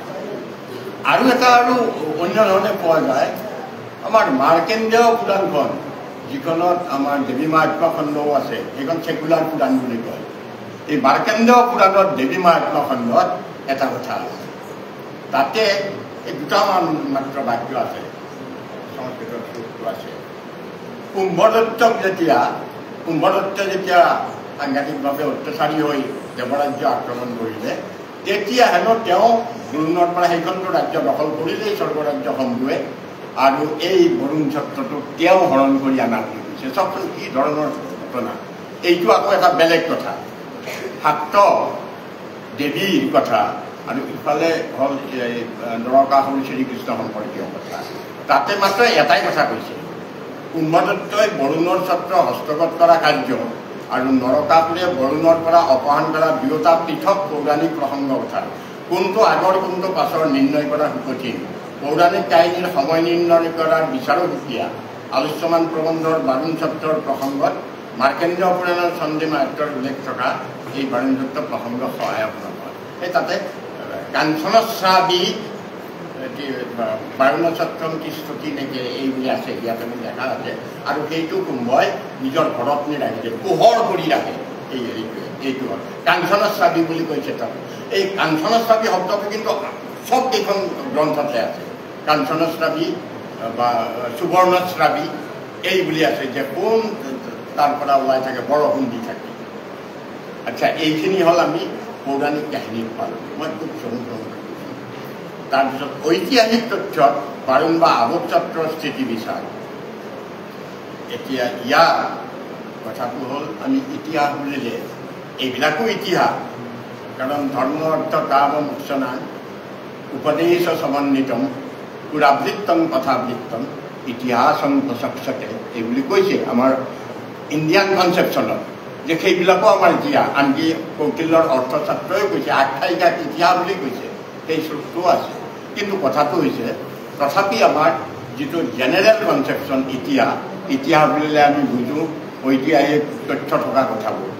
তাৰে বুলিলে প্ৰথম আমি কি বুজিম, আমাৰ তাম্ৰলিপিসমূহ, আমাৰ যিবিলাক কভাৰ প্লেটছ, সৰু আমাৰ 3টা বংশ আৰম্ভণিৰ পৰা পুষ্যবৰ্মৰ পৰা আৰম্ভণি ভৌম বৰ্মন বংশ শালস্তম্ভ বংশ আৰু পাল বংশ দ্বাদশ শতিকালৈকে এইটো আৰম্ভজনী কিছুমানৰ মতে 1st century AD বা 1st century BC আৰু কিছুমানৰ মতে 4th century AD কিন্তু এতিয়াৰ প্ৰমাণে আমাৰ 1st century লৈকে লৈ যায় গতিকে এই পিৰিয়ডটো আমাৰ তাৰ আগত 2000 বা 3000 বছৰ আগত নৰকাসুৰ ভগদত্ত বজ্ৰদত্ত আদিয়ে ৰাজত্ব কৰে তাৰ পাছত এওঁলোক আহে এওঁলোকৰ ক্ষেত্ৰত যিখিনি আমি তাম্ৰলিপি পাওঁ এই তাম্ৰলিপিত ভৌম বৰ্মনখিনি এতিয়ালৈকে প্ৰাপ্ত তাম্ৰলিপিত আমি মাত্ৰ এখন লিপিত এটা কথা পাইছোঁ অদিতিৰ কুণ্ডল হৰণৰ প্ৰসংগ উল্লেখ আছে দুখনমানত অদিতিৰ কুণ্ডল হৰণ অদিতিৰ কুণ্ডল হৰণৰ লগত বায়ুন চক্ৰ একেলগে থাকে যে অদিতিৰ কুণ্ডল হৰণ কৰিলে আৰু বায়ুন চক্ৰ হৰণ কৰিলে কিন্তু দেখা গ'ল আমাৰ তাম্ৰলিপিত এখন দুবি তাম্ৰ শাসনত অকল অদিতিৰ কুণ্ডল হৰণৰ কথা আছে বায়ুন চক্ৰৰ কথা নাই তাত বাহিৰে ভৌম বৰ্মন বংশীয় যিখিনি আমি এতিয়ালৈকে তাম্ৰলিপি পাইছোঁ তাত ক'তো এই কথাটো নাই বৰুণক চক্ৰৰ কথা বা আভোগ চক্ৰৰ কথা উল্লেখ নাই শালস্তম্ভীয় বংশৰ মহাৰাজসকলৰ এতিয়ালৈকে প্ৰাপ্ত শাসনসমূহৰ ভিতৰত বনৱাল বৰ্মাৰ 850 খ্ৰীষ্টাব্দৰ আৰু তৃতীয় বলবৰৰ শাসনসমূহৰ খ্ৰীষ্টাব্দৰ 9ম শতিকাৰ কেইবাৰ কুণ্ডল হৰণৰ উল্লেখ আছে তাতো বাৰুণ চক্ৰৰ উল্লেখ নাই সেইদৰে পাল বংশীয় মহাৰাজসকলৰ ভিতৰতো ৰত্নপালৰ আৰু গোপাল বৰ্মনৰ গষ্টল তাম্ৰ শাসনত কুণ্ডল হৰণৰ উল্লেখ থাকিলেও বাৰুণ চক্ৰ হৰণৰ কোনো সংবাদ নাই আমাৰ যিকেইখন যাৰ ওপৰত আমাৰ হিষ্ট্ৰী বেছ হৈছে এইখনৰ ওপৰত কিন্তু আমাৰ আভোগ চক্ৰ বা বাৰুণ চক্ৰৰ অপহৰণ কৰাৰ কথা এই কথাটো কিন্তু এইটো ভাবি উলিয়াব পৰা নাই কি কাৰণে এওঁলোকে লিখা নাই অথচ এইবিলাক কথাই তেওঁলোকে সেই ট্ৰেডিশ্যনতে নামি আহিছে আৰু এই 3টা ডাইনেষ্টিয়ে আমাৰ ভৌম বৰ্মন শালস্তম্ভ আৰু ৰত্নপাল এই 3ওটাই ক্লেইম কৰে ভগদত্ত তনয়া বা ভগদত্ত তনয় অন্বয় বংশকুল আৰু নৰকাসুৰ তাৰ পৰাই তেওঁলোকে সেইকাৰণে ভৌম নৰকাসুৰৰ দাবী কৰি তেওঁলোকে এই আমাৰ 3টা শাসন ধাৰাৰ তেওঁলোকে অসমত দ্বাদশ শতিকালৈকে কৰিছিল তৎসত্ত্বেও নৰকাসুৰৰ তাত এই সম্পত্তিটো থকা স্বত্তেও এওঁলোকৰ তাম্ৰ শাসন কেইখনত এই উল্লেখটো নাই তাৰপিছত এতিয়া মই আহিম ইতিহাসৰ কথা আৰু অন্য ভাৰতবৰ্ষৰ অন্য ইতিহাসত মই পাছৰবিলাকত মই যিখিনি চাইছোঁ তাত কোনো দেখা নাপাওঁ কিন্তু এঠাইত এটা কথা আছে কলহনৰ ৰাজতৰংগী আপোনালোকে বহুতে পাইছে ইয়াত আছে নাই সংস্কৃতত আছে নাই একদম কাব্যৰ ইতিহাস কলহনৰ ৰাজতৰংগিনী এটা কথা আছে যে এই গোপাদিত্যৰ পুত্ৰ ৰাজকুমাৰ তেওঁ তেতিয়ালৈ ৰজা হোৱা নাই মেঘবাহন এই মেঘবাহন এতিয়া দ্বিতীয় তৰংগ মেঘবাহন ৰাজতৰংগিনীৰ দ্বিতীয় তৰংগত উল্লেখ থকা কাশ্মীৰৰ ৰাজকুমাৰ মেঘবাহন আৰু প্ৰাগজ্যোতিষ ৰজাৰ কন্যা অমৃত প্ৰভাৰ বিবাহ প্ৰসংগ বৌদ্ধিক পাঠকসকলৰ বিদিত সুদূৰ কাশ্মীৰ মেঘবাহনে আহি আমাৰ অমৃত প্ৰভাক বিয়া কৰাই দিছে তাতে ৰাজতৰংগিনীত এই কথাখিনি আছে আৰু তাত কি কৈছে স্বতন্ত্ৰ পিতুৰাদেশাত বৈষ্ণৱান্বয় জন্মন ৰাষ্ট্ৰং প্ৰাগজ্যোতিষৰণ্যস্য যদৌ কন্যা স্বয়ংবৰে স্বয়ংবৰ সভা হৈছিল দেই অমৃত প্ৰভা তত্ৰ তং বাৰুণং চক্ৰং ছায়া ৰাজ সংনিধৌ হেজে বৰস্বজা ৰাজকন্যা কচা অমৃত প্ৰভা এইটো দ্বিতীয় তৰংগত কৈছে ইয়াত অন্যয় শব্দৰ অৰ্থটো বংশধৰ গতিকে বৈষ্ণৱান্বয় জন্মন বৈষ্ণৱকুলজাত ৰজাৰ ৰাজকুমাৰী অমৃত প্ৰভা তেওঁ আহি ইয়াতে স্বয়ংবৰ হেৰিত তেওঁ বিয়া কৰালে মালা দিলে তেওঁ আৰু ইয়াৰ পৰা তেওঁলোক ভেজে বুলি কৈছে ভেজে বৰস্বজা ৰাজকন্যা কাচা অমৃত প্ৰভা এই স্বত্বেৰে তেওঁলোকক আগুৰি ধৰি পেলাই সন্মান দি পেলাই এই পাৰফৰ্মেঞ্চটো কৰিলে বৰুণৰ এই মূল্যৱান চত্ৰৰ দ্বাৰা মেঘবাহনত স্বয়ংবৰ সভাত এনেদৰে আদৰা তেওঁলোকৰ ভৱিষ্যতৰ শ্ৰীবৃদ্ধিৰ আগমনৰ সূচনা কৰিলে। তাৰমানে এই ৰাজত্বটো যাৰ হাতত থাকে তেওঁৱেই মানে শেষত গৈ অত্যন্ত সমৃদ্ধিশালী হয়। তেতিয়ালৈকে মেঘবাহন ৰজা হোৱা নাছিল, কিন্তু অমৃতপ্ৰভাক লৈ যোৱাৰ পিছত তেওঁ মানে ৰজা। এতিয়া এই কথাটো এই দ্বিতীয় তৰংগটোত এই ভেদে বুলিহে কৈছে, তেওঁ লগত লৈ যোৱাৰ কথা নাই। যৌতুকস্বৰূপে অমৃতপ্ৰভাৰ লগত কাশ্মীৰলৈ লৈ গ'ল নে নগ'ল, এই কথাটো কিন্তু দ্বিতীয় তৰংগত এইটো স্পষ্ট হোৱা নাই। যদিও কিছুমানে হিষ্টৰীকে মত প্ৰকাশ কৰে যে তেওঁ এইটোৰ লগতে লৈ গ'ল। উল্লেখনীয় কথা যে অমৃতপ্ৰভাৰ স্বয়ম্বৰত মেঘবাহন বৰুণ চক্ৰৰ দ্বাৰা সমাদৃত আৰু সম্বৰ্ধিত হৈছে, কিন্তু তেওঁ কাশ্মীৰলৈ উভতি যাওঁতে অমৃতপ্ৰভাসহ সম্পদ আৰু সৌভাগ্য লৈ যোৱাহে বুলি উল্লেখিত হৈছে। স্পষ্টভাৱে বাৰুণ চক্ৰ লৈ গৈছে বুলি লিখা নাই। ইণ্টাৰেষ্টিং কথা কিছুমান। এতিয়া আমাৰ কইনা দৰা যেতিয়া আহে বহুত সাধাৰণ কৰি পেলাই দিয়ে, তেওঁ হেৰি কৰিলে কৰাৰ পিছত যোৱাৰ সময়ত সেইটো দিলে নে নাই, এই শ্লোকটোত এতিয়া ভেদে শব্দটো আপোনালোকেও উলিয়াব পাৰিব, মই নোৱাৰো। গতিকে এইটো কৰিলে নাই, এইটো এটা ডাঙৰ কথা। লৈ যোৱা কথাটো স্পষ্ট নহয়। নহ'লে ভাস্কৰ বৰ্মাৰ সময়লৈকে অৰ্থস্থলীত দেখুওৱা মতে বাৰুণ চক্ৰ প্ৰাগজ্যোতিষ মহাৰাজৰ হাতত কেনেকৈ থাকে। প্ৰশ্ন তাত ক'লে এইটো ভাস্কৰ বৰ্মাই হৰ্ষবৰ্ধনক দিলে, কিন্তু তাৰ আগতে এবাৰ গ'লে নৰকাসুৰৰ অধীনতে দ্বাৰকাত গ'ল, নহয় স্বৰ্গৰাজ্যত গ'ল। আৰু আনফালে মেঘবাহনে কামৰূপৰ পৰা আহি, সেইখিনি কিন্তু হিষ্টৰী। মেঘবাহনে ভৌমবৰ্মন বংশৰ কোনোবা এজন ৰজাৰ ৰাজকুমাৰীক বিয়া কৰাই এই ছত্ৰৰ তলতে তেওঁলোকে হয়তো বিয়া সম্পন্ন কৰিছিল। কিন্তু তাতেও আকৌ ভেজাল লাগিছে। ৰাজতৰংগিনীৰ তৃতীয় তৰংগ আকৌ এটা পৌৰাণিক কাহিনীয়ে সমস্যাৰ সৃষ্টি কৰা দেখা যায়। মেঘবাহন কাশ্মীৰৰ ৰজা হৈ দিগ্বিজয়ৰ কাৰণে বিভিন্ন স্থানত গৈ সমুদ্ৰ তীৰৰ এক বনভূমিত উপস্থিত হয়। তাত বৰুণ দেৱতাই এক মায়াজাল সৃষ্টি কৰি এজন দিব্যপুৰুষ হৈ মেঘবাহনৰ সন্মুখত দেখা দিয়ে। ৰজাই ৰাজকন্যাৰ লগত তেওঁলোকে প্ৰকৃতিত গ'ল, তাতে গৈ পেলাই মানে ফৰেষ্ট তাত গৈ পেলাই বৰুণে এই মায়াজালটো সৃষ্টি কৰিলে। কৰি কি ক'লে, যি ছত্ৰই তেওঁ ক'লে, সেই দিব্যপুৰুষে ক'লে যে যি ছত্ৰই এতিয়া মেঘবাহনৰ অৰ্থাৎ তোমাক সেৱা কৰি আছে, সেই ছত্ৰই এসময়ত মেঘবাহনৰ শহুৰৰ পূৰ্বপুৰুষ মহাৰথী ভৌমই বৰুণ নগৰৰ পৰা পুৰাকালত হৰণ কৰি নিছিল। এই কথাটো তাত আকৌ বৰুণে নিজেই ক'লে। সেই ছত্ৰত আছে দিব্য মাহাত্ম্য। এতিয়া ইয়াৰ অভাৱত বৰুণ নগৰত সঘনে বিপদ আপদ ঘটি আছে। গতিকে এই ছত্ৰ লাভৰ বাবে এতিয়া বৰুণে ইয়াত মেঘবাহনৰ বিৰুদ্ধে এই মায়াজাল বিস্তাৰ কৰিছে। এই কথা মেঘবাহনে শুনি তেওঁ বৰুণক এই ছত্ৰেই পূজা অৰ্চনা কৰি ছত্ৰ বৰুণ দেৱতাক উভতাই দিলে। বৰুণৰ পৰা তেওঁ অন্য বৰ লাভ কৰিলে। এই কথাটো তৃতীয় তৰংগত আছে। দ্বিতীয় তৰংগত ক'লে সেইটো কথা, কিন্তু এইটো আৰু এটা কথা, মেঘবাহন যেতিয়া আহে তেতিয়া কোন ৰজা আছিল, এইটো এটা ডাঙৰ কথা। আমাৰ বিভিন্ন কনকলাল বৰুৱা, মাধৱ শৰ্মা ছাৰ এইবিলাকে এটা লাইন কৰিছে, আৰু অন্যান্যবিলাকে হেৰি লৈ গৈছে।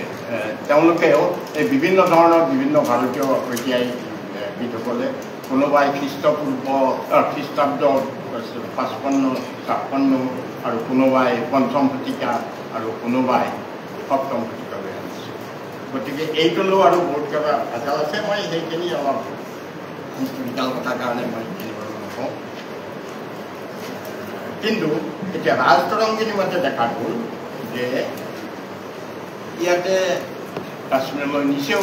আৰু ইয়াতে আৰু এটা কথা, আচলতে ৰাজতৰংগিনীখন আমাৰ ইতিহাসবিদসকলৰ মতে ৪ৰ্থ তৰংগৰ পৰাহে ঐতিহাসিক হৈছে। তাৰ আগৰখিনি ঐতিহাসিক নহয়, কাৰণ কহলনে যেতিয়া হেৰি কৰে, তেওঁ এখন 1000 কিমান খ্ৰীষ্টাব্দৰ ভিতৰত তেওঁ কম্পজিশ্যন আৰম্ভ কৰিছিল, আৰু তেতিয়াৰ পৰা তেওঁ চন তাৰিখ দিছিল। আগৰখিনি লৌকিকাব্দ, এই কথাখিনি আছে লৌকিকাব্দ। এই তেওঁলোকৰ মেঘবাহনৰ বিবাহ ইত্যাদি ইত্যাদি গোটেইখিনি লৌকিকাব্দটো মানে যেন জানা বিভিন্ন ধৰণে বিভিন্ন কথা কয় এইখিনি, কিন্তু মূলতঃ কেইবাটাও হেৰিত আপোনাৰ খ্ৰীষ্টাব্দৰ শতিকাৰ পৰা আমি ৫ম শতিকালৈকে ৫০০ বছৰ কালৰ মানে আমি হেৰিটো আমি ধৰিলোঁ, যদি এইবিলাক জটিলতালৈ নাযাওঁ। গতিকে ৰাজতৰংগিনীৰ প্ৰব্লেম হ'ল সেইটো আচলতে কথাটো বুজিছে। এতিয়া মই এই কথাখিনি ক'ব বিচাৰিম যে এতিয়া ডাঙৰ প্ৰশ্ন এই যে হৰ্ষচৰিত যাক কথাৰ বিপৰীতে আখ্যায়িকা বুলি বিচাৰ কৰা হয়, তাত পুৰাণ কাহিনী বা ঐতিহাসিকভাৱে নিমিলা কথা, এই তথ্য বা সংবাদ ক'ৰ পৰা পায়? হয়তো মূল বিষয় বাৰুণ চৰিত্ৰ বা আহোম চৰিত্ৰৰ প্ৰসংগটো পুৰাণ কাহিনী, কিন্তু ইয়াৰ অধিকাৰী যে সময়ত শ্ৰীকৃষ্ণ হৈছিল বা সময়ত মেঘবাহন হৈছিল, সেই সংবাদবোৰ হৰ্ষচৰিতত নাই। তাম্ৰশাসনতো বাৰুণ চৰিত্ৰৰ কথা কোনো প্ৰসংগতে উল্লেখ নথকাত অথচ কুণ্ডল অপহৰণৰ কথা উল্লেখ আছে। ঐতিহাসিক সত্যতাৰ প্ৰশ্নটো মনলৈ আহে। লিপিৰ কবিসকলে বাৰুণ চৰিত্ৰৰ কথা ক'তো উল্লেখ নকৰিলে কিয়? আমাৰ প্ৰশ্ন হ'ল সেইটো অনুসন্ধানৰ বিষয়। এনে পটভূমিত ভৌমবংশীয় কুমাৰ ভাস্কৰ বৰ্মাৰ ৰাজত্বকালত আভোগ চৰিত্ৰ তেওঁৰ সময়লৈকে কামৰূপ প্ৰাকৃতিকৰ সম্পদ হৈ থকাৰ সাক্ষ্য একমাত্ৰ মানৱত্বৰ হৰ্ষচৰিত। যে এইটো যে কামৰূপৰ সম্পদ আছিল আভোগ চৰিত্ৰ, এইটো কথা একমাত্ৰ হৰ্ষচৰিতৰ বাহিৰে ভাস্কৰ বৰ্মাৰ সময়লৈকে আমি ক'তো নাপাওঁ। হৰ্ষচৰিতেই মাত্ৰ অসমৰ কাৰণে এই ইতিহাসৰ তৈয়াৰ কৰি থৈ দিছে। সম্ভৱেকে এইবিলাক কথা ক'লে ইত্যাদি ইত্যাদি। আচ্ছা, কিন্তু আৰু এই কথাটো আমাৰ পণ্ডিতসকলৰ পৰা আঁতৰি গৈছে দেই। বহুতে এইটো বিষয়ে কোনেও একো লেখা নাই বা মোৰ চকুত পৰা নাই, কিন্তু এজনৰ দৃষ্টিৰ পৰা আঁতৰি যোৱা নাই। কিন্তু আমাৰ এজন গৱেষকৰ দৃষ্টিৰ পৰা এই কথাটো আঁতৰি যোৱা নাই। সেইজন কোন? এইজন পণ্ডিত ৰাজমোহন নাথ, ইঞ্জিনিয়াৰ ৰাজমোহন নাথ। ৰাজমোহন নাথৰ যিখন বেকগ্ৰাউণ্ড অফ আছামিজ কালচাৰ, এই বেকগ্ৰাউণ্ড অফ আছামিজ কালচাৰৰ কিন্তু বিশ্লেষক গৱেষক তত্ত্বভুৱন পণ্ডিত ৰাজমোহন নাথৰ দৃষ্টিৰ পৰা বিষয়টো আঁতৰি যোৱা নাছিল। তেওঁ দি বেকগ্ৰাউণ্ড অফ আছামিজ কালচাৰ নামৰ গ্ৰন্থখনত এইদৰে মন্তব্য কৰিছিল। কি বুলি? এইখন ইংৰাজীত আছে, মই অসমীয়াত কৰিছোঁ। নৰকৰ শাসনকালত তেওঁ হিষ্টৰিকেলি বিচাৰ কৰিবলৈ চেষ্টা কৰিছে। ইট ইজ এন এটেম্প্ট যে এইটো কি ধৰণৰ কথা। নৰকৰ শাসনকালত ৰাজ্যৰ অভাৱনীয়ভাৱে উন্নতি হৈছিল। বন্য হস্তীবোৰ ধৰি আনি শিক্ষণৰ জৰিয়তে ঘৰচীয়া কৰি লৈছিল। নদীৰ পৰা সোণৰ শস্য বুটলি অনা হৈছিল। ৰাজমোহন নাথে কৈছিল। এনে প্ৰাচুৰ্যৰ মাজত উচ্চ প্ৰতিফলন শক্তি থকা হাই ৰিফ্ৰেক্টিং পাৱাৰ গুণৰ উজ্জ্বল ৰত্নেৰে খচিত এনে এটি ছত্ৰ সজোৱা হৈছিল যে তাত পোহৰৰ প্ৰতিফলন হ'লে সেই ৰত্নবোৰক বৰষুণৰ কপাল যেন দেখা গৈছিল। ভাৰতবৰ্ষৰ অন্যান্য অংশৰ ৰজাবোৰৰ বাবে এই ছত্ৰ লোভনীয় হৈ উঠিছিল। এই এনভি অন্য ৰজাবিলাকে হেৰি কৰিছিল। ইয়াক সমুদ্ৰ দেৱতা বৰুণৰ ছত্ৰ বুলি কোৱা হৈছিল, কাৰণ নাথদেৱৰ মতে অসুৰসকলৰ বাবে বৰুণ দেৱতা সমুদ্ৰ দেৱতা আৰু তেওঁ অসুৰসকলৰ সুৰক্ষক আৰু ত্ৰাণকৰ্তা। তেওঁ এই ছত্ৰ দিব্য ছত্ৰ বুলি বা ইয়াক নৰকাসুৰে বৰুণ দেৱতাৰ পৰা অপহৰণ কৰা বুলি আৰু নৰকৰ মৃত্যুক এই সম্পদ শ্ৰীকৃষ্ণই দ্বাৰাকলৈ লৈ যোৱাৰ কথা তেওঁৰ উপযুক্ত গ্ৰন্থত উল্লেখ কৰা নাই। এইখিনিয়ে তেওঁ হিষ্টৰিকেল ইনফৰ্মেশ্যন দিছে যে এইটো নৰকাসুৰে নিজে বনাইছিল। কেনেকৈ বনাইছিল? এনেকৈ। গতিকে অন্ততঃ আমাৰ এইজন গৱেষক পণ্ডিতৰ দৃষ্টিত এই আভোগ ছত্ৰৰ কথাটো আহিছিল আৰু তেওঁ পুৰাণ আৰু ইতিহাসৰ সমস্যাটো সমাধান কৰিব নোৱাৰি বা এটা বৈজ্ঞানিক পদ্ধতিৰে চিন্তা কৰি তেওঁ আভোগ ছত্ৰৰ স্থিতিটো কামৰূপত তেওঁ এই কথাটো তেওঁ লিখি থৈ গৈছে।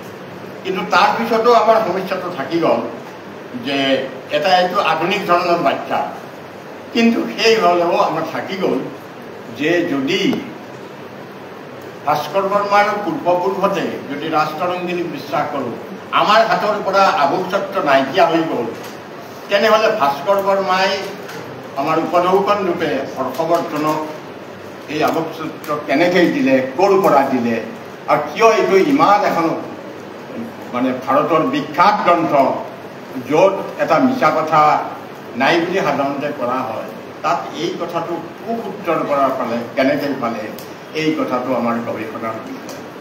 মই খুব চেনেকৈ ইয়াত বহুত ডিটেইল আছে, মই এইখিনি কথাকে ক'লোঁ। সেইকাৰণে এই কথাটো আমাৰ আৱশ্যকীয়। বহুত কথা আমাৰ এতিয়াও আমাৰ শাস্ত্ৰৰ পৰা, আমাৰ ভাৰতীয় সাহিত্যৰ পৰা কৰিবলৈ আছে। বহু কথা আছে, এই সৰ্বিতা সৰ্বংগেহে আমি কৰি আছোঁ। আগতে যিসকলে লিখি থৈ গৈছে সেইখিনি কথাকে কিন্তু আমি নিজে এটা বিশ্লেষণাৰ দৃষ্টিৰে আমি নতুনকৈ সেইবিলাকক চিন্তা চৰ্চা কৰিব আমাৰ মানে মানসিকতাই হওক বা অধ্যয়নৰ অভাৱতেই হওক, এই কথাটো আমি কৰিবলৈ পৰা নাই। আৰু সেইকাৰণে সংস্কৃত সাহিত্যটো আমাৰ কাৰণে অত্যন্ত গুৰুত্ব। ইয়াত বহুত সম্পদ আছে। আপুনি এইবিলাক কথা বাদ দিয়ক, অন্যান্য কথা, এই মন্ত্ৰৰ কথা, শ্লোকৰ কথা বাদ দিয়ক, কিন্তু সাহিত্য হিচাপে ইয়াৰ যিটো ৰিচনেছ, ইয়াৰ যিটো সমৃদ্ধি, ইংৰাজী সাহিত্যত গ্ৰীক আৰু লেটিন এই দুটাৰ পৰা ননা হ'লে তেতিয়াহ'লে আমাৰ সংস্কৃতৰ লগত সমকক্ষই নহ'লেহেঁতেন। মই এই কথাটো ক'ব পাৰোঁ যে লেটিন আৰু গ্ৰীকে ইংৰাজী সাহিত্যক সমৃদ্ধ কৰিলে সময়ত, তাৰপিছত আৰু অন্যান্য এইবিলাক কথা আহিল। কিন্তু যদি সংস্কৃত যদি সেইটো বাদ দি যদি তেওঁলোকৰ এংলো ছেকশ্যন যুগৰ পৰা আৰম্ভ কৰি যদি তেওঁলোকৰ নিজস্বভাৱে ইংৰাজী সাহিত্যৰ ভাষা সাহিত্যটোৰ অকলে বিকাশ হ'লহেঁতেন, তেনেহ'লে সংস্কৃততকৈ নিশ্চয় তলত থাকিল। তেওঁলোকৰো প্ৰায় একেধৰণৰ ফ্লেক্সিবিলিটি আছে, শব্দৰ সম্ভাৰ আছে, হেৰি আছে, আমাৰো আছে। কিন্তু তেওঁলোকতকৈ আৰু এটা কথা, আৰু এটা আমাৰ ঘৰ থাকে, এইখিনিতে মই আপোনালোক বিশেষকৈ আমাৰ পণ্ডিতৰ ছাত্ৰসকলক কওঁ, আমাৰ ইংৰাজী সাহিত্যৰ যিবিলাক থিয়ৰী অফ লিটাৰেচাৰ, যিটো সাহিত্য তত্ত্ব, থিয়ৰী অফ লিটাৰেচাৰৰ লগত যদি আমাৰ ইণ্ডিয়ান এষ্টেটিজিমৰ এতিয়া কম্পাৰেটিভ ষ্টাডিটো বহুত কৰিছে, আমাৰ MIL ডিপাৰ্টমেণ্টেও কৰিছে, অন্যান্যও কৰিছে, ইয়াৰ লগত যদি এটা তুলনামূলক অধ্যয়ন হয় ইংৰাজীৰ থিয়ৰী অফ লিটাৰেচাৰ আৰু ইণ্ডিয়ান ৰাষ্ট্ৰৰ এষ্টেটিক্স, আলংকাৰিকসকলৰ সাহিত্য পদ্ধতিৰ তত্ত্ববোৰ এইবিলাকৰ যদি হয়, তেনেহ'লে দেখিব আমাৰ এইটো উদ্ধত আছে। এই যিটো হেমলেটৰ মেডনেছটো শ্বেক্সপিয়াৰৰ যিটো টিয়াচিলিয়তে যিটো কৈছে অবজেক্টিভ কোৰিলেটিভ বুলি কৈছে, বস্তুনিষ্ঠ মানে সংযোগ, হেৰিখনত সমন্বয় নহ'ল হেমলেট নাটকখনত, সেইকাৰণে কি যে আৰ্টিষ্টিক ফেইলিউৰ।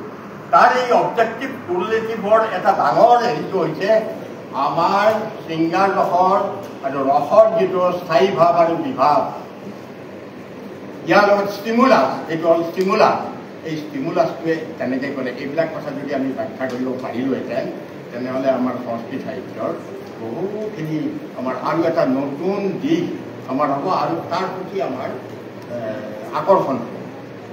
এই ধৰণে মই এইখিনি কথা ক'লোঁ। আশা কৰোঁ আমাৰ বেছি কথা হোৱা নাই, যিখিনি পাৰোঁ। বাকী মই ভিতৰৰ বেছি কথা বাদ নমস্কাৰ, ধন্যবাদ। আৰু এইখিনি মোক সুবিধা দিয়াৰ কাৰণে আপোনালোকৰ নমস্কাৰ, আৰু এই সন্মানটো মোৰ সদায় ধন্যবাদ।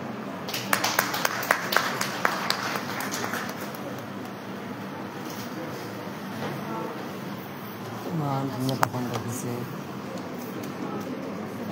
জানমণি বাই ফালে। आचार्याणां श्रीमतां शर्ममहोदयानां व्याख्यानेन भृशं उपकृताः वयम्।